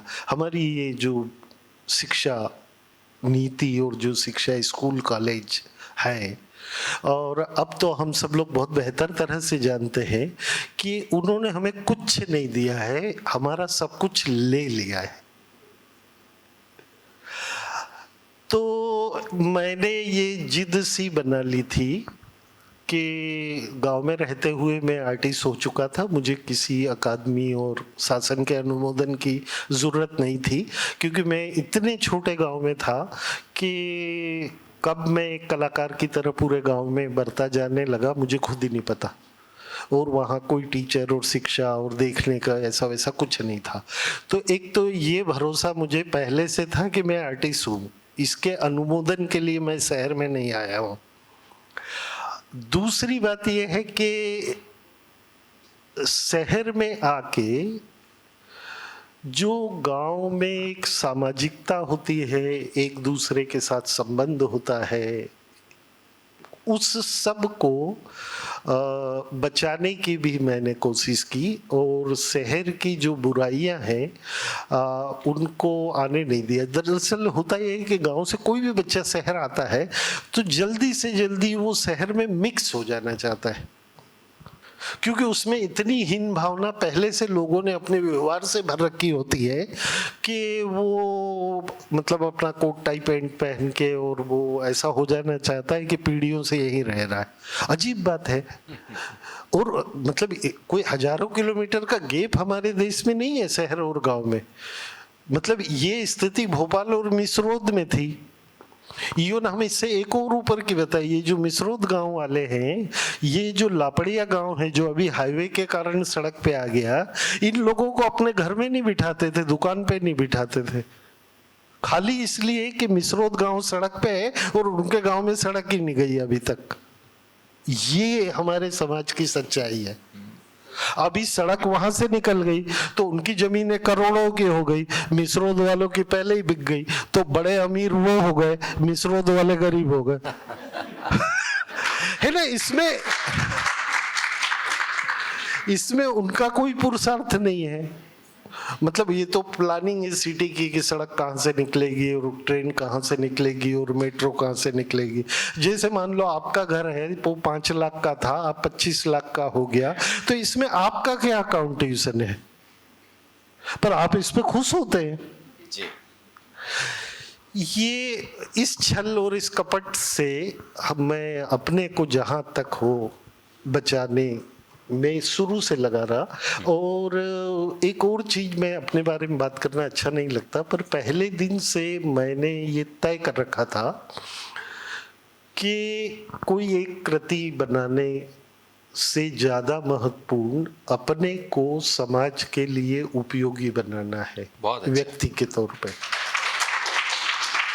दूसरी चीज जो मैंने तय कर रखी थी, और ऐसी मेरी अपनी कोई महत्वाकांक्षा कभी नहीं रही, इवन आपका उद्भावना वाले इंटरव्यू में आज से 25 साल पहले मैंने ये कहा था कि मेरी ऐसी कोई महत्वाकांक्षा नहीं है जिसे प्राप्त करने के लिए मुझे मनुष्य को या मानवता को छोड़ना पड़े।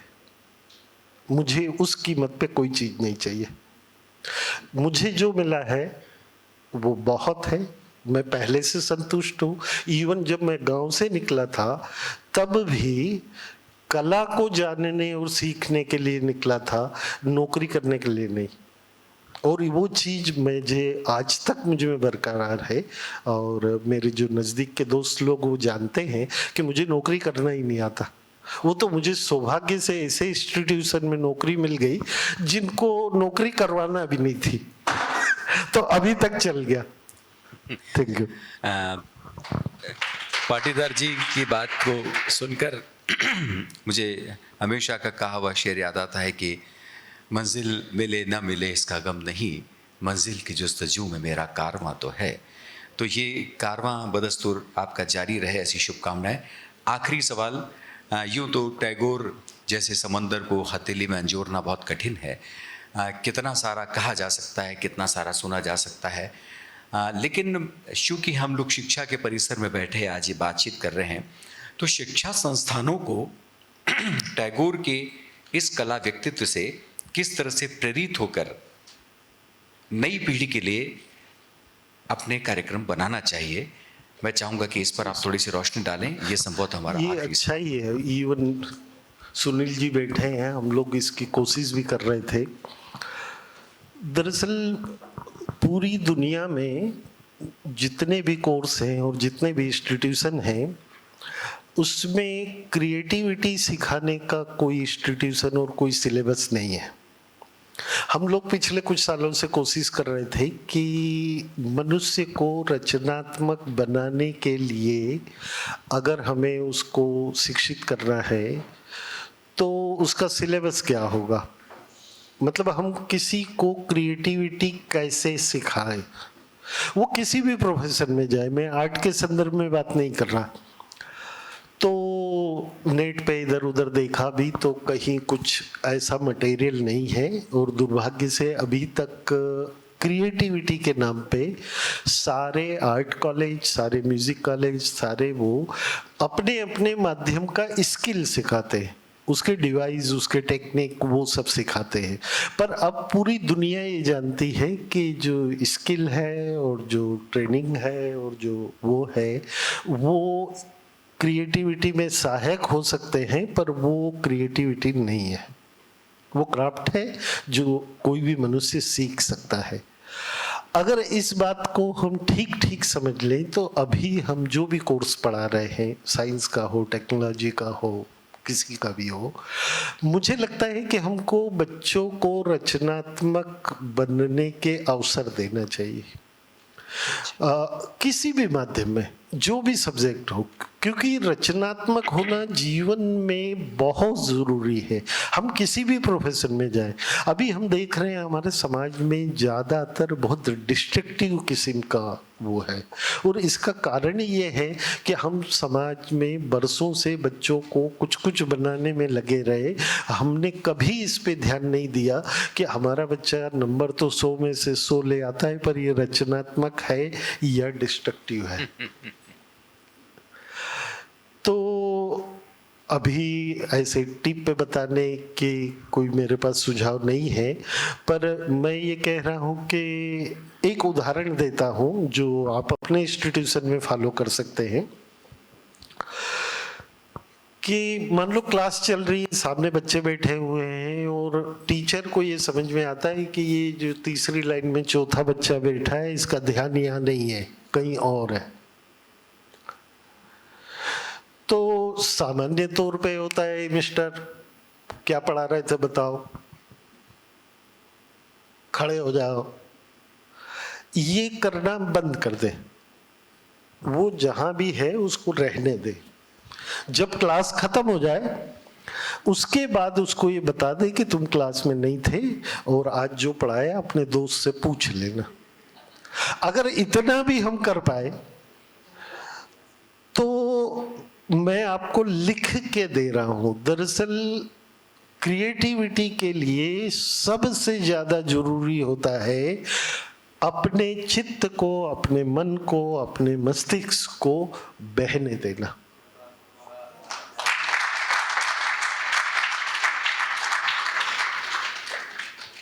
घर में हम ये नहीं करने देते। कोई अगर बैठा है और उसका कहीं कहाँ, मतलब आप उसको हमेशा, भाई कोई भी बच्चा जोत के रखने की चीज नहीं है, हमको समझना पड़ेगा। उसका अपना जीवन है, उसका अपना मन है, उसका अपना संसार है। उस अवकाश को हम जितना बढ़ाते जाएंगे उतना उतना हम समाज को रचनात्मक बनाते भी जाएंगे। बहुत अच्छा, थैंक यू।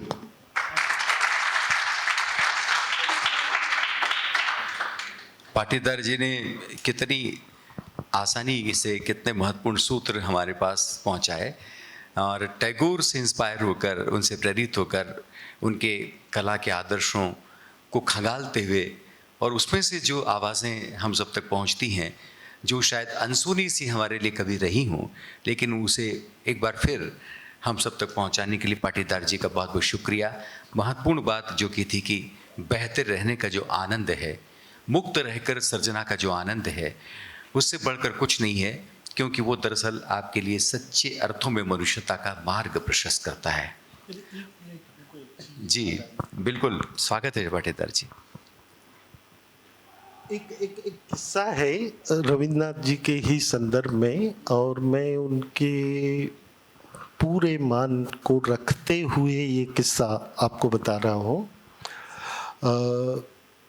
इसलिए कि आप रचनाकार की जो स्थिति है उसको ठीक ठीक समझ सके। किस्सा ये है कि रविन्द्रनाथ जी रोज सुबह घूमने जाते थे, अपने लास्ट के उनके समय था, तब तक वो बीमार नहीं हुए थे, पूरी दुनिया उनको जानने लगी थी और वो उनको नोबेल पुरस्कार ये वो सब मिल चुका था। उनका एक बचपन का दोस्त था जो सुतार है, उसका घर रास्ते में पड़ता था, और रविन्द्रनाथ जब निकल के जाते थे तो वो बहुत ही व्यंग से रविन्द्रनाथ टैगोर को देखता था। रविन्द्रनाथ जी से भी ये बात नहीं छिपी कि ये बहुत व्यंग से देखता है।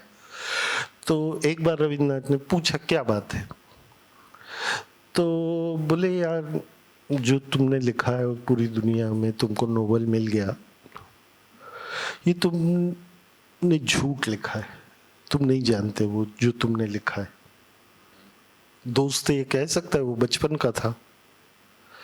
तो रविन्द्रनाथ जी ने सुन लिया उसको क्या कहते। उसके बाद वो घूमने का उन्होंने रास्ता बदल लिया, उस गली से नहीं जाते थे। पर ये प्रश्न रविन्द्रनाथ जी के अंदर कहीं न कहीं इतना गहरा धसा, दोस्त का तंज, कि बाद में वो गंभीर रूप से बीमार हुए, और जब डॉक्टरों ने पूरा इलाज और ये वो सब हो गया और कुछ फ़ायदा नहीं हुआ, और ये तय हो गया कि शायद अब रविन्द्रनाथ जी ज़्यादा दिन नहीं रहेंगे, तो रविन्द्रनाथ जी ने ही उस सुतार को बुलवाया कि उसको बुला के लाओ। गया वो अपने बिस्तर पे लेटे हुए थे। तो रविन्द्रनाथ जी के जीवन में इस बीच में एक घटना और हुई थी, जो उन्होंने रास्ता बदल लिया था घूमने का।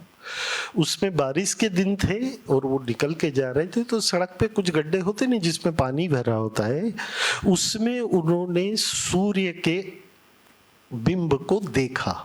तो एकदम सडन सूरज को ऊपर देखने की आदत होती है, आपके पैर के नीचे सूरज आएगा ऐसा आपको अंदाजा नहीं होता, तो एकदम अचकका गए और उस पे से कूद के वो उधर चले गए। ये घटना घट चुकी थी। फिर जब वो सुतार को बुलाया तो रविन्द्रनाथ जी ने कहा कि मैं जानता हूं तुम उस दिन जो कह रहे थे वो बात सच है, पर अब मैंने जान लिया है। तो वो कुम्हार बोला कि हाँ, ये तो मुझे आपको देख के भी लग रहा है कि इस बीच में आपने जान लिया है। तो रविन्द्रनाथ टैगोर रोने लगे और उन्होंने कहा कि दरअसल जो साज वो शरीर को कह रहे हैं कि इसे अब मैंने साधा, पर इसको बजाने का समय अब मेरे पास नहीं है। तो वो उनका बचपन का दोस्त कह रहा है कि बजा तो दुनिया लेगी, तुमने साध लिया, यही दुनिया के लिए पर्याप्त है।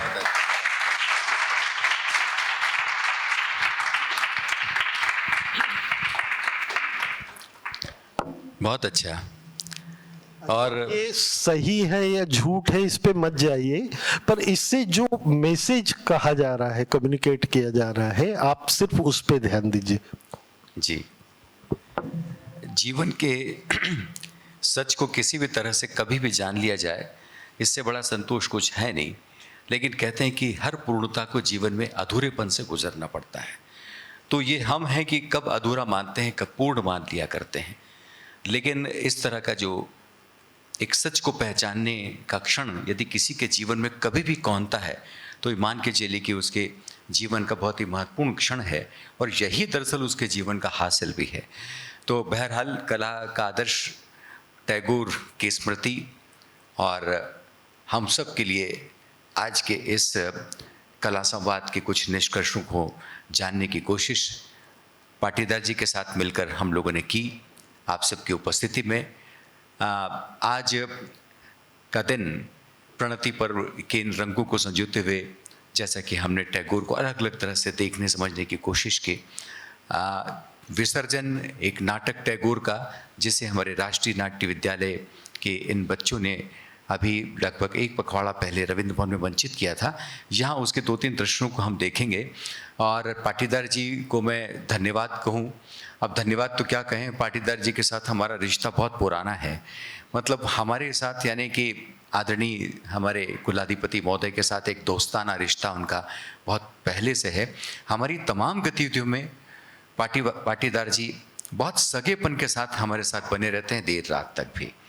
और जब भी मैं बहुत सारी चीज़ों को जब करने के लिए अंजाम देने के लिए इनके पास जाता हूँ तो बहुत महत्वपूर्ण सलाहें मुझे पाटीदार जी से मिलती हैं।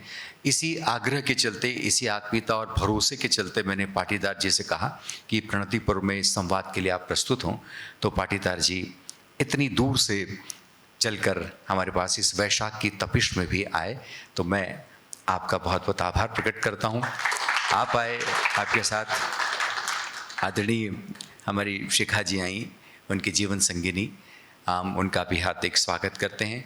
मैं चाहूँगा कि जिस आनंद धारा की बात हमने की थी और जीवन के आनंद को समारोहित करने की बात की थी, टैगोर का गीत आनंद धारा बहे रे जग में, हम इसे सुने और इसे सुनते सुनते हमारे इस मंच को हम सौंपें हमारे टैगोर राष्ट्रीय नाट्य विद्यालय के कलाकारों को। उनके 2 दृश्यों के समापन के साथ ही स्वतः ही हमारी सभा यहाँ पर संपन्न हो जाएगी। उसके बाद आप सब लोग अपना अपना लंच लें और उसके बाद आगे का जो भी आपको नोटिफिकेशन है आप उसके साथ अपनी कक्षाओं में या अपने विभागों में आप जाएंगे। मैं चाहूँगा कि संगीता जी एक बार फिर आप कृपया मंच पर आइएगा और मैं चाहूँगा कि आदरणीय उषा जी भी साथ में आएँ। वे आदरणीय शिखा पाटीदार जी को ये स्मृति चिन्ह और गुलदस्ता भेंट कर उनका स्वागत करें।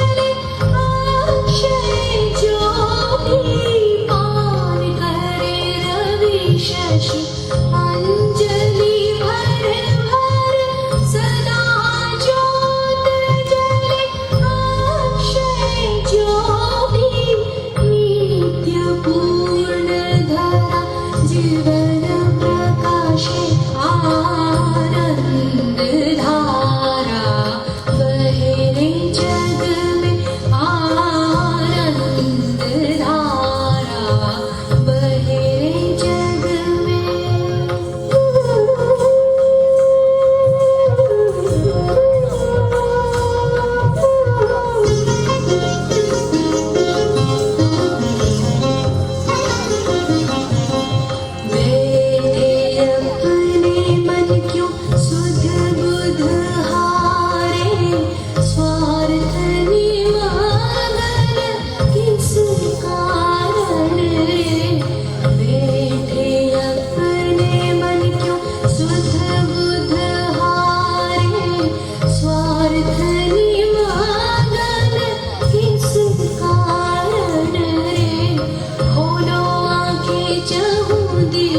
हृदय विस्तारो तनिक दुख सब तुच्छ ही मानो खोलो आँखें चहुदिशि हृदय विस्तारो तनिक दुख सब तुच्छ ही मानो प्रेम प्रीत भरो सून जीवन में आनंद धारा बहे रे जग में आनंद धारा बहे रे जग में दिवस रजनी कैसो अमृत रस उतरी जाए आनंद रव में आनंद धारा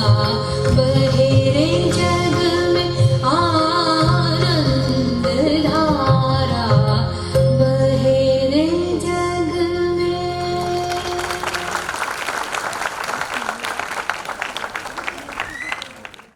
सभी शिक्षकगण और हमारे वरिष्ठ अतिथियों का मैं इस मंच के माध्यम से और हमारे राष्ट्रीय नाट्य विद्यालय के माध्यम से रविंद्रनाथ टैगोर जी के जन्म दिवस के इस शुभ अवसर पर आप सभी का बहुत बहुत स्वागत और अभिनंदन करता हूं। आज का नाटक विसर्जन, इससे पहले यह नाटक रविंद्र भवन में हो चुका है, तो यहाँ पर नाटक पूर्ण तो नहीं दिखाया जाएगा। यहाँ पर नाटक के कुछ दृश्य आप लोगों के सामने प्रस्तुत किए जाएंगे। तो समय को ध्यान में रखते हुए हम शुरू करते हैं नाटक विसर्जन। लेखक रविंद्रनाथ टैगोर, निर्देशक मनोज नायक।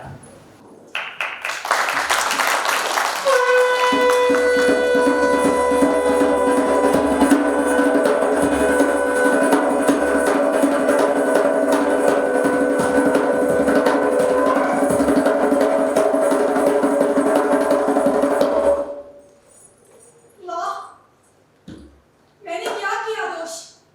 अपराध क्या किया? भिक्षु की पेट की ज्वाला का मारा। करता बिक्री बेटे बेटे की उसको भी देती संतति तो झूठ उल्टा करती हत्या अपने ही शिशु की लोकलाज से। उसकी भी भरती तो कोख। और इधर मैं रानी राजराजेश्वरी, जिसके शत शत दासी दास सैन्य तट पर रहते करने को पालन आज्ञा का। मैं रानी जो है व्याकुल करने को अपने भीतर आलोड़न शिशु का। किया क्या पाप मैंने जिसका दंड दे रही हूँ? क्यों वंचित कर रखा है मुझे माँ सुख से तुमने? क्यों वंचित कर रखा है मुझे माँ तक कौन से माँ? क्यों?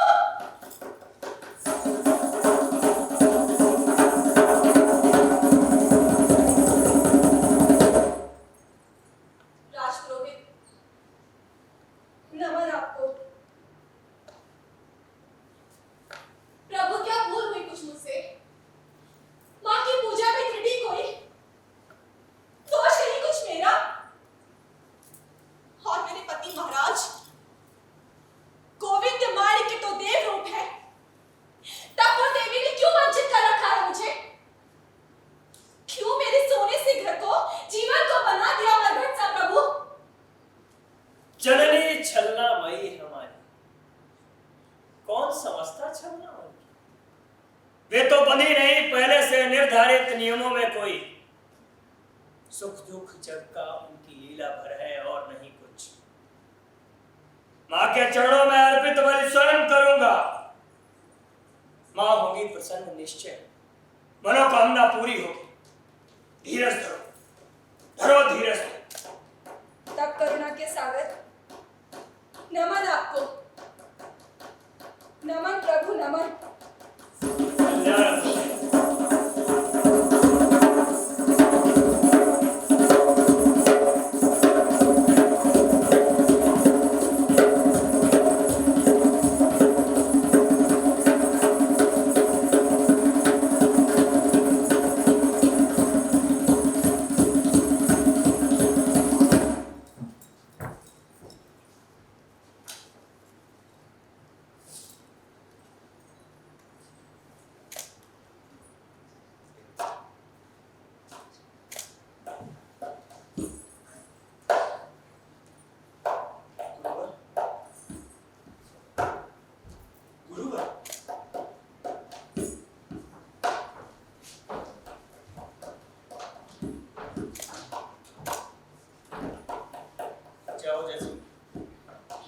जल्द आना।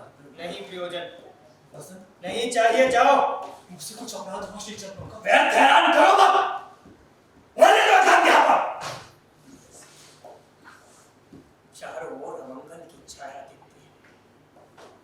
राजा के सिंहासन का उद्दत सिर जा रहा है ऊपर उठना मंदिर के चूड़ा से नहीं। किंतु भले ही लोक देवता का हो, पर जीवित है ब्राह्मण। ब्राह्मण की क्रोधाग्नि ज्वाला में राजा का सिंहासन जलकर एक एक आस्था चार खार हो जाएगा।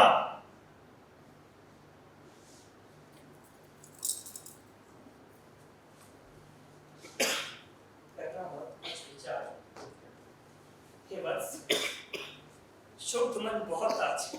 प्रभु, प्रभु बात क्या हुई? आप कुछ तो बोले मुझे। वर्णन करने में वाणी है अक्षम।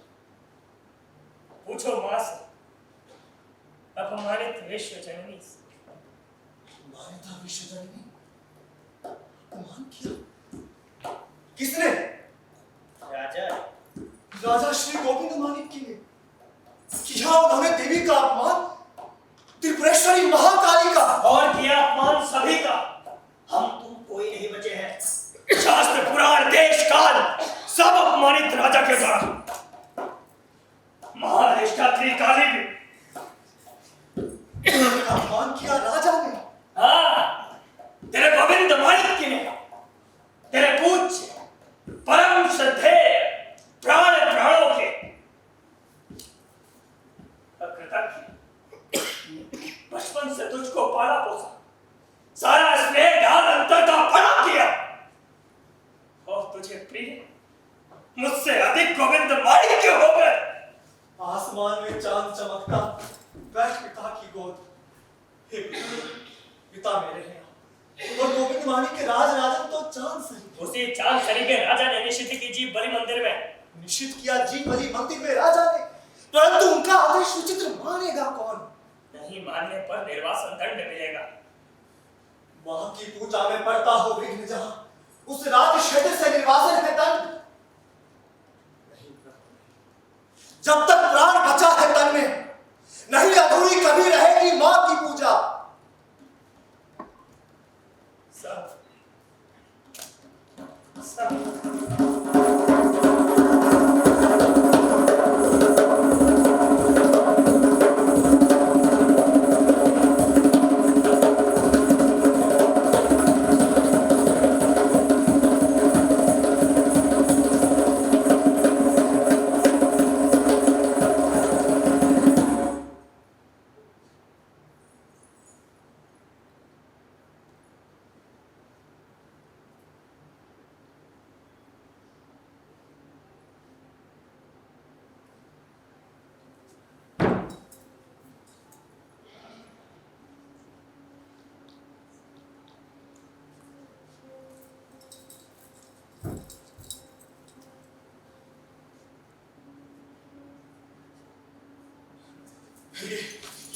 ये क्या सुन रहा हूं मैं?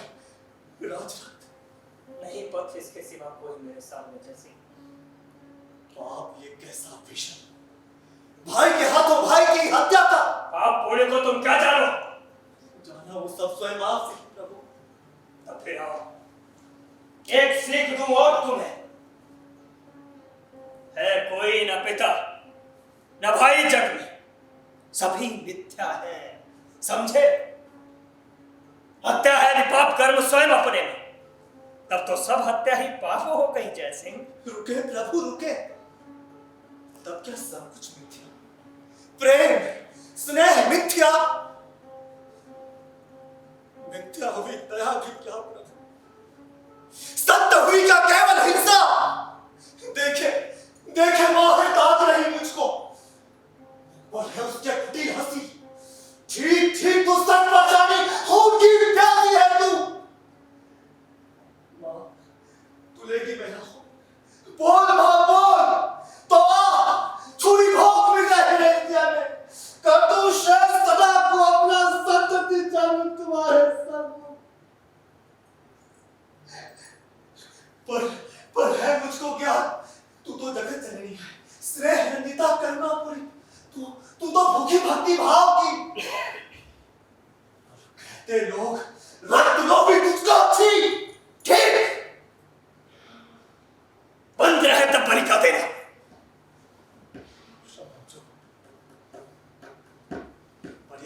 उस देवी को इच्छा राज रक्त की, पर भाई के हाथों भाई की हत्या नहीं होने दूंगा मैं। दोष नहीं कोई पालन करने में देवाक्या का जैसे। दोष है नहीं, पुण्य ही, तो फिर मैं ही करूंगा जब पुण्य।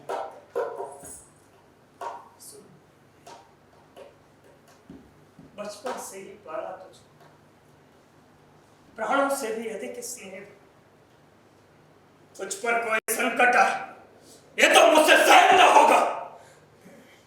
स्नेह आपका मेरे प्रति कारण न बने अभिचार पाप का। प्रभु करे मुक्त नशक रह को, लौटा ले जो शपथ आपने दिलाई। अच्छा सोचो, सोचो, निर्णय लो इसके बारे में।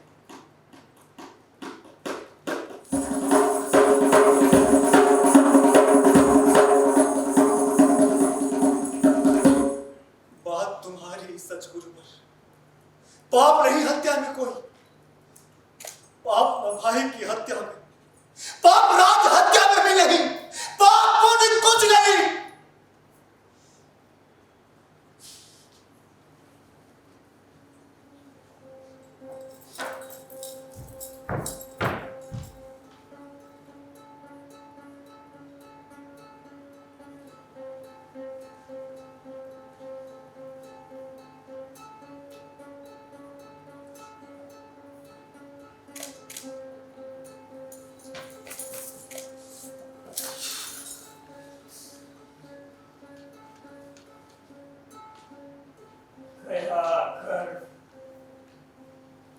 गया तेज, गया ब्रह्मरत्व, नहीं अब और मेरा तेरा गुरुवंश। दिया कल तक आदेश तुझे निसंकोच गुरु के अधिकार से, किंतु आज केवल भिक्षा ही मांग सकता। जिस तेज बल से तुच्छ मानता रहा मैं अब तक राजा का प्रताप, वो तेज मेरे अंतर का बुझ गया।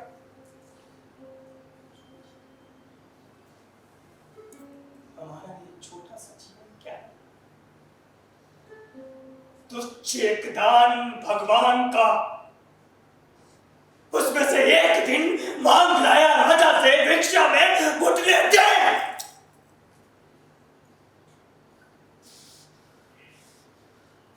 व्यर्थ न जाए एक दिन जसिंह, कलुष मंडित एक दिन। चुप क्यों हो जसिंह? चुप क्यों हो जसिंह? हो दिया मैंने अधिकार गुरुवर, तुम्हें तुम आदेश इस योग्य नहीं, तुझे पाला है पुत्रवत मैंने बचपन से। तो फिर एक बार और घुटने टेकता हूं, और इस बार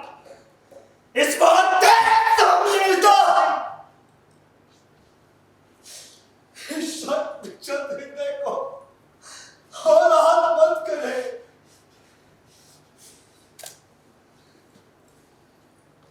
यदि सचमुच चाहती मेरी इच्छा राज रक्त की,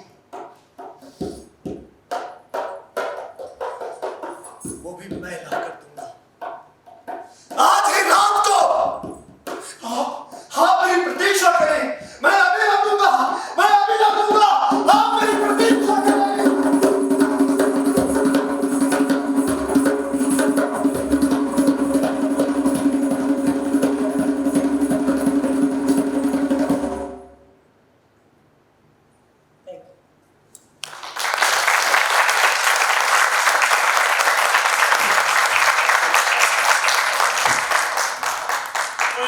जयसिंह राज रक्त लेने के लिए चला जाता है रघुपति के आग्रह पर, लेकिन वहां पर जाकर जयसिंह स्वयं को माता के सामने बलि दे देता है। ये सब देखकर रघुपति बहुत आहत होता है, क्योंकि उसने जयसिंह को पुत्रवत पाला हुआ होता है। इसी के साथ साथ नाटक की समाप्ति होती है आखिर में रघुपति जो मूर्ति है देवी की, उसे उठाकर विसर्जित कर देता है। कहता है कि देवी नहीं है, वो है मानवी। कहते हैं कि मानवी रूप में ही देवी है हर जगह, हम में, तुम में। और जहाँ तक है, रविन्द्रनाथ टैगोर जी ने अपनी कहानियों में भी तीन कन्या और पोस्ट मास्टर जैसी कहानियों में बताया है कि स्त्री ही देवी है। उन्होंने बहुत तरीके से कहने की कोशिश की है। यहाँ पर भी नाटक उसी तरीके का संदेश देते हुए खत्म हो जाता है और अहिंसा को रोकने के लिए यहाँ पर मुख्य प्रयत्न दिखाया गया है। इसी के साथ साथ नाटक की समाप्ति यहीं पर होती है और मैं आपका पात्र परिचय करवाना चाहूंगा, सभी पात्रों का परिचय आप लोगों से करवाना चाहूंगा। रघुपति के कैरेक्टर में थे निशांत पांडे,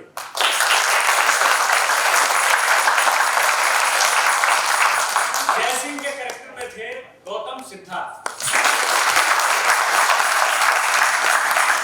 और गुणवती जो की रानी थी उसके कैरेक्टर में थी अल्पना शर्मा।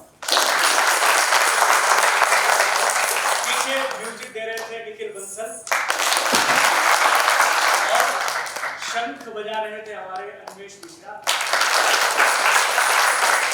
बैक स्टेज में थे रजत ग्रोवर और मैं सैयद आलम।